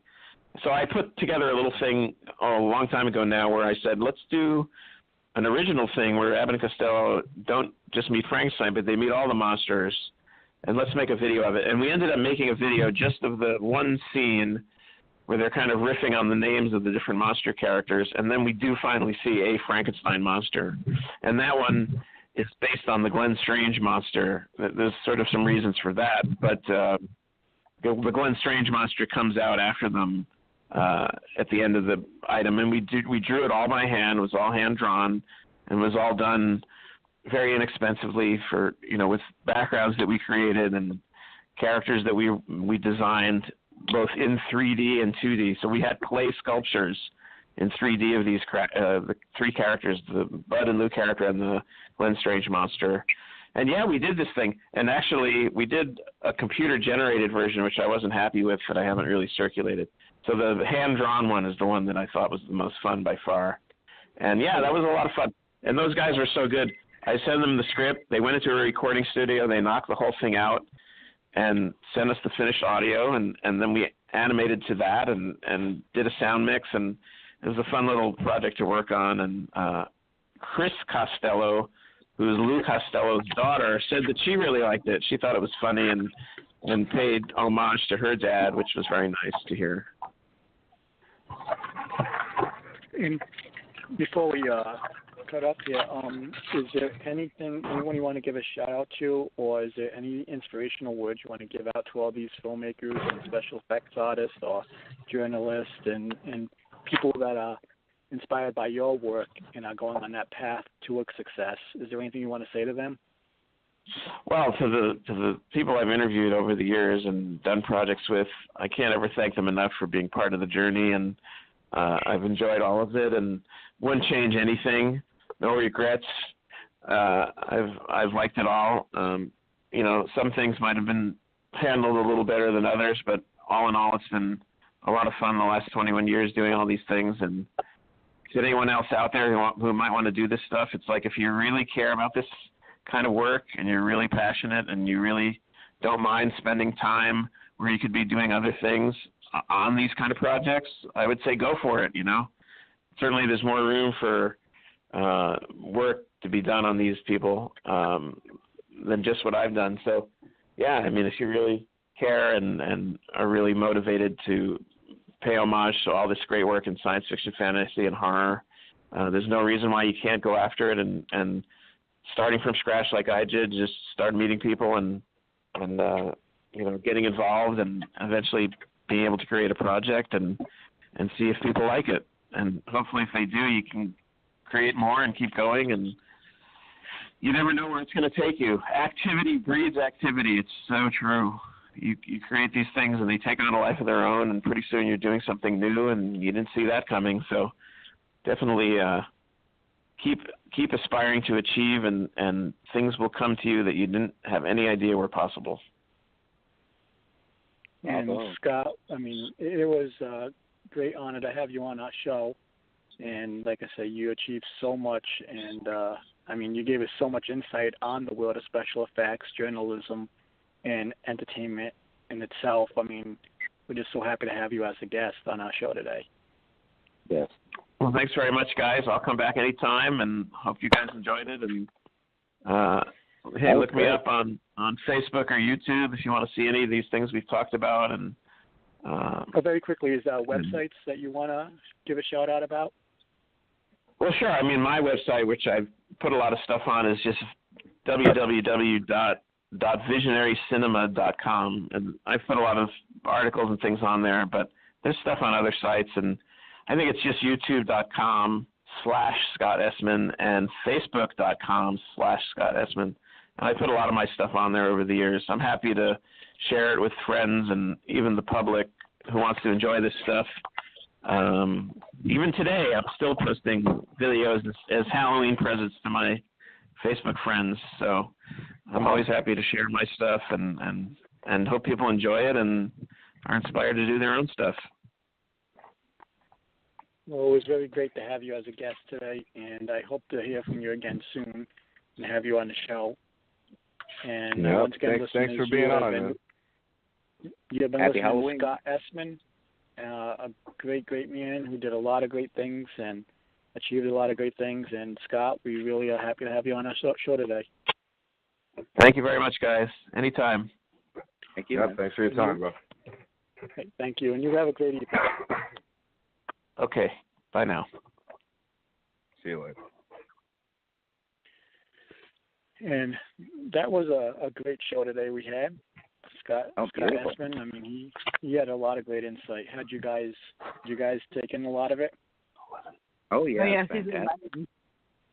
Yeah, it's a lot of interesting stuff, man, and that's a topic that I love, is just horror movies, and it's like you don't really realize how much goes into these things, especially with the makeup and the special effects, until you hear stuff like that, Oh, definitely, yeah. A lot of great insight. Yep. And so, very quickly, Michelle, you have been keeping busy with a lot of the entertainment stuff that's been going on. I mean, you and me both. I mean, we both have a lot of common things of interest. A lot of them, I don't know if Lucian, if you've been following, or Brandon, if you've been following the American Horror Story, and then you have Gotham, and a lot of great shows on. Yeah, I wish I could. I don't even got cable, man. I only got Netflix. Well, I use my Fire Stick for most everything. I've been working on catching up on Gotham because I inadvertently missed a few episodes at the end of last season, so I was kind of a little lost when it started. I was like, whoa, wait, what? So I've been catching up. I have one episode I didn't quite get to from last season. I've got one left, but I have watched this season as well with that. But American Horror Story, that was on last night. I've been following them faithfully. I mean, I really like this new season of American Horror Story. I think it's one of the best seasons out there. One of my favorite seasons was The Coven. A lot of people had mixed feelings about that, but Cole really has a good feel to it. I'm really happy with what I'm seeing so far in the story, the way the story's going. It gets darker and darker. And when it first started, I wasn't sure. I was not sure about the season. And as it's progressed, it's just gotten like, holy shit is really all I can say. Like, oh my God, holy shit, as you're watching it. and last night too, as well. I was like, oh my God, I need to watch it again. It was just a holy crap kind of moment. I don't know what your reaction was. That was kind of mine. I don't like to give spoilers away, as I'm speaking about it, if somebody has not caught up yet. But if you haven't watched it, listeners, I mean, it was a great episode last night, and the story is just getting better and better. And also with Gotham, now bringing the Batman character into it, and a lot of the villains rising up more, and the new characters coming in. I mean, it's really getting more interesting watching that as well. Lucian, what have you been watching on the entertainment world? I'm a little bit behind on things, actually, because of my work schedule. Now, I have been watching, the missus and I, when we get the chance, we do watch Gotham. And, strangely enough, I never would have thought she'd have gotten into the show, but she really liked it. I'm a little bit of a stalemate right now because I'm keeping busy with the haunt acting for this season. What about you, Brandon? You've been working a lot. You don't have time to watch TV. Well, I do at night, man. I got to get my daily horror movie in, I actually, last night, I was on Netflix, and they just put out a Netflix original called The Babysitter. I think that's what it's called, Babysitter. Yeah, I didn't see that yet. How was it? Yeah, I mean, without spoiling anything, it was it was a good movie, man. It was a really good movie. It's like a classic slasher flick. It's a good movie, though, bro. And there's I heard a lot of mixed reviews. They did it really well. They did it really well. It was pretty funny. You know what I mean? There's some gore in it. A lot of cool special effects. Good movie. I enjoyed it. I stayed up for it. Put it all in.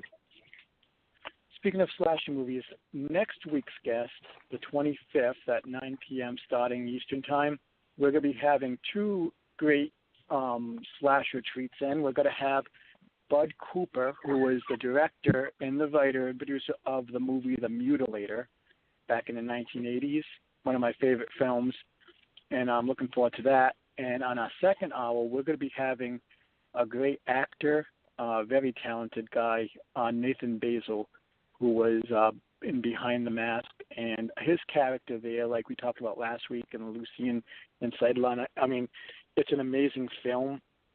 Leslie Vernon, amazing character. I mean, the film was really well put together, and I'm looking forward to that show next week. I still have a special guest to announce, but I have to hold off a little bit longer. I'm still waiting for a letter from the agent to give the okay to go ahead and promote it. But it is going to be a big treat. And I also have a new person coming on board to do an interview with on our show.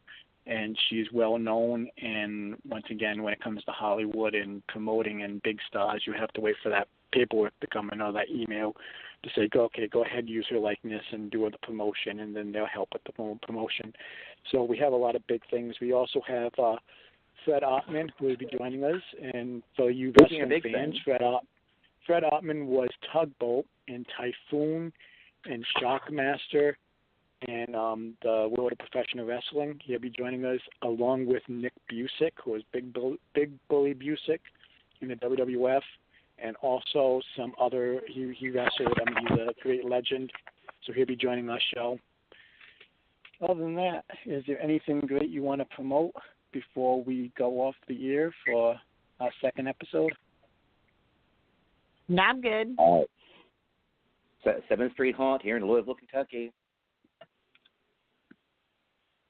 And what about you, Brandon? Any shows? I'm sorry, Dwayne didn't come on, and we couldn't get him on the air much because I wasn't expecting him to come on so early in the show. Yeah. But, he actually he wanted to call back. Yeah, he wanted to call back, but he it ended up he didn't answer me towards the end. I actually just messaged him a little while ago. I never got an answer back, but I'll shout him out. I guess I'll shout out myself. Where we've been putting out a pretty decent amount of music lately. He's been booking a lot of studio time. That kid is always busy in the studio, and he's talented, great local talent. Like I said, you can look him up on SoundCloud, Dwelly, C2PMG. You can also look up my other buddy, Lil Raymond. He is another local artist in the area. Really good, really talented. There's a lot of local talent, and I feel like these people need to be heard, man. They send a lot of good messages with their music, really catchy stuff. And, I mean, like he said, one thing leads to another. Like Scott said, one thing leads to another, and, I mean, you never know where you can go with this stuff, All it takes is the right person to hear it, so. And I'd like to give, once again, a good shout-out to John from Long Island, who is battling cancer but is staying strong. And, John, you're in my thoughts, prayers, and believe me, you can get through it. My whole principle on this disease is because I'm going through it myself, is every day you have to take, and you don't take it for granted, but you have to stay strong, get up every morning, go strong, keep a positive attitude, and just inspire others.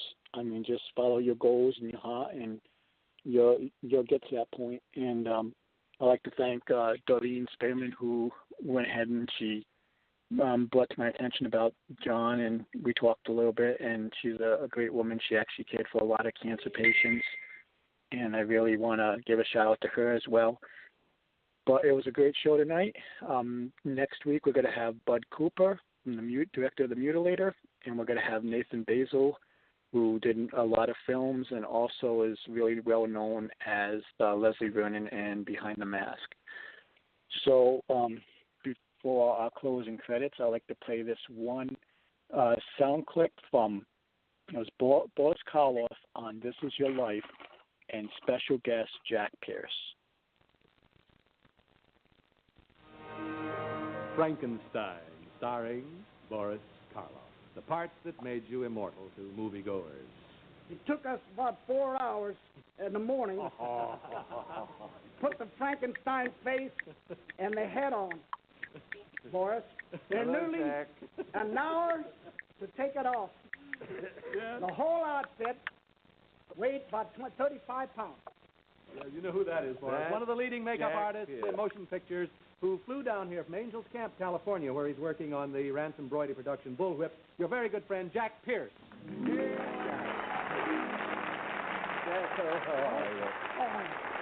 Wonderful to see. The best makeup man in the world. Thank you. I owe him a lot. Thank you. Boris, I have little of remembrance for the monster that you have portrayed.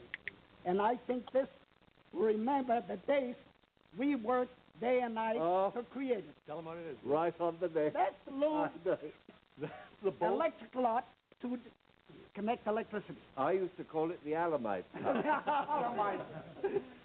Well, and Boris had to work in that heavy outfit all day, every day for, how many weeks? 18 weeks. 18 weeks, that's right.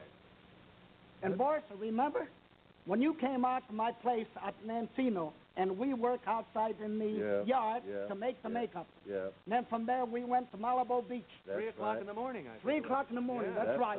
And then we made the makeup and we went out to location, and after that he came back to the studio and worked all that night. All that night, and carried Colin Clive and you back with the bloodhounds chasing you. I remember it. What a stamina. It's wonderful to see you. Great to see you, Jack. Thank you. The compassion, Boris, that you gave to the character of the monster is still considered one of the top acting achievements of the screen. Thank you, Jack Pierce. Thank you. All right. Thank you, Jack. And Boris can hold his head on now. He has to move. How many Frankenstein pictures did you actually make, Boris? 3, and 3 only. Yes. But we remembered you, too, in many other notable characterizations. In The Old Dark House, The Ghoul, as Fu Manchu, Tower of London, and... That was Jack's work. Yes, Jack Pierce. Many, many others, too.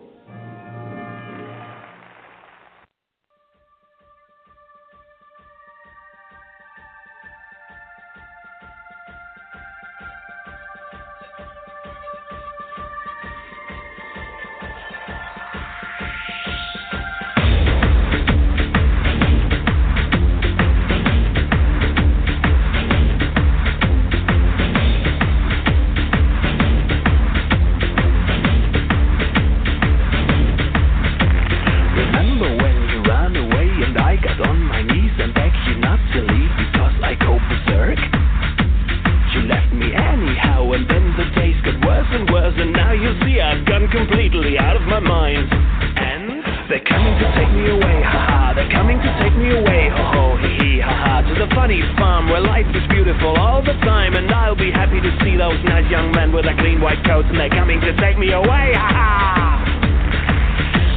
They're coming to take me away, ha ha. They're coming to take me away, ho ho, hee hee, ha ha. To the funny farm where life is beautiful all the time, and I'll be happy to see those nice young men with their clean white coats, and they're coming to take me away, ha ha. You thought it was a joke, and so you laughed when I had said that losing you would make me flip my writ. Right?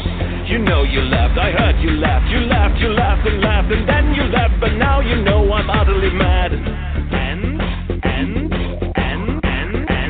They're coming to take me away, ha ha. They're coming to take me away, ho ho, hee hee, ha ha. To the funny farm where life is beautiful all the time, and I'll be happy to see those nice young men with their clean white coats, and they're coming to take me away, ha ha.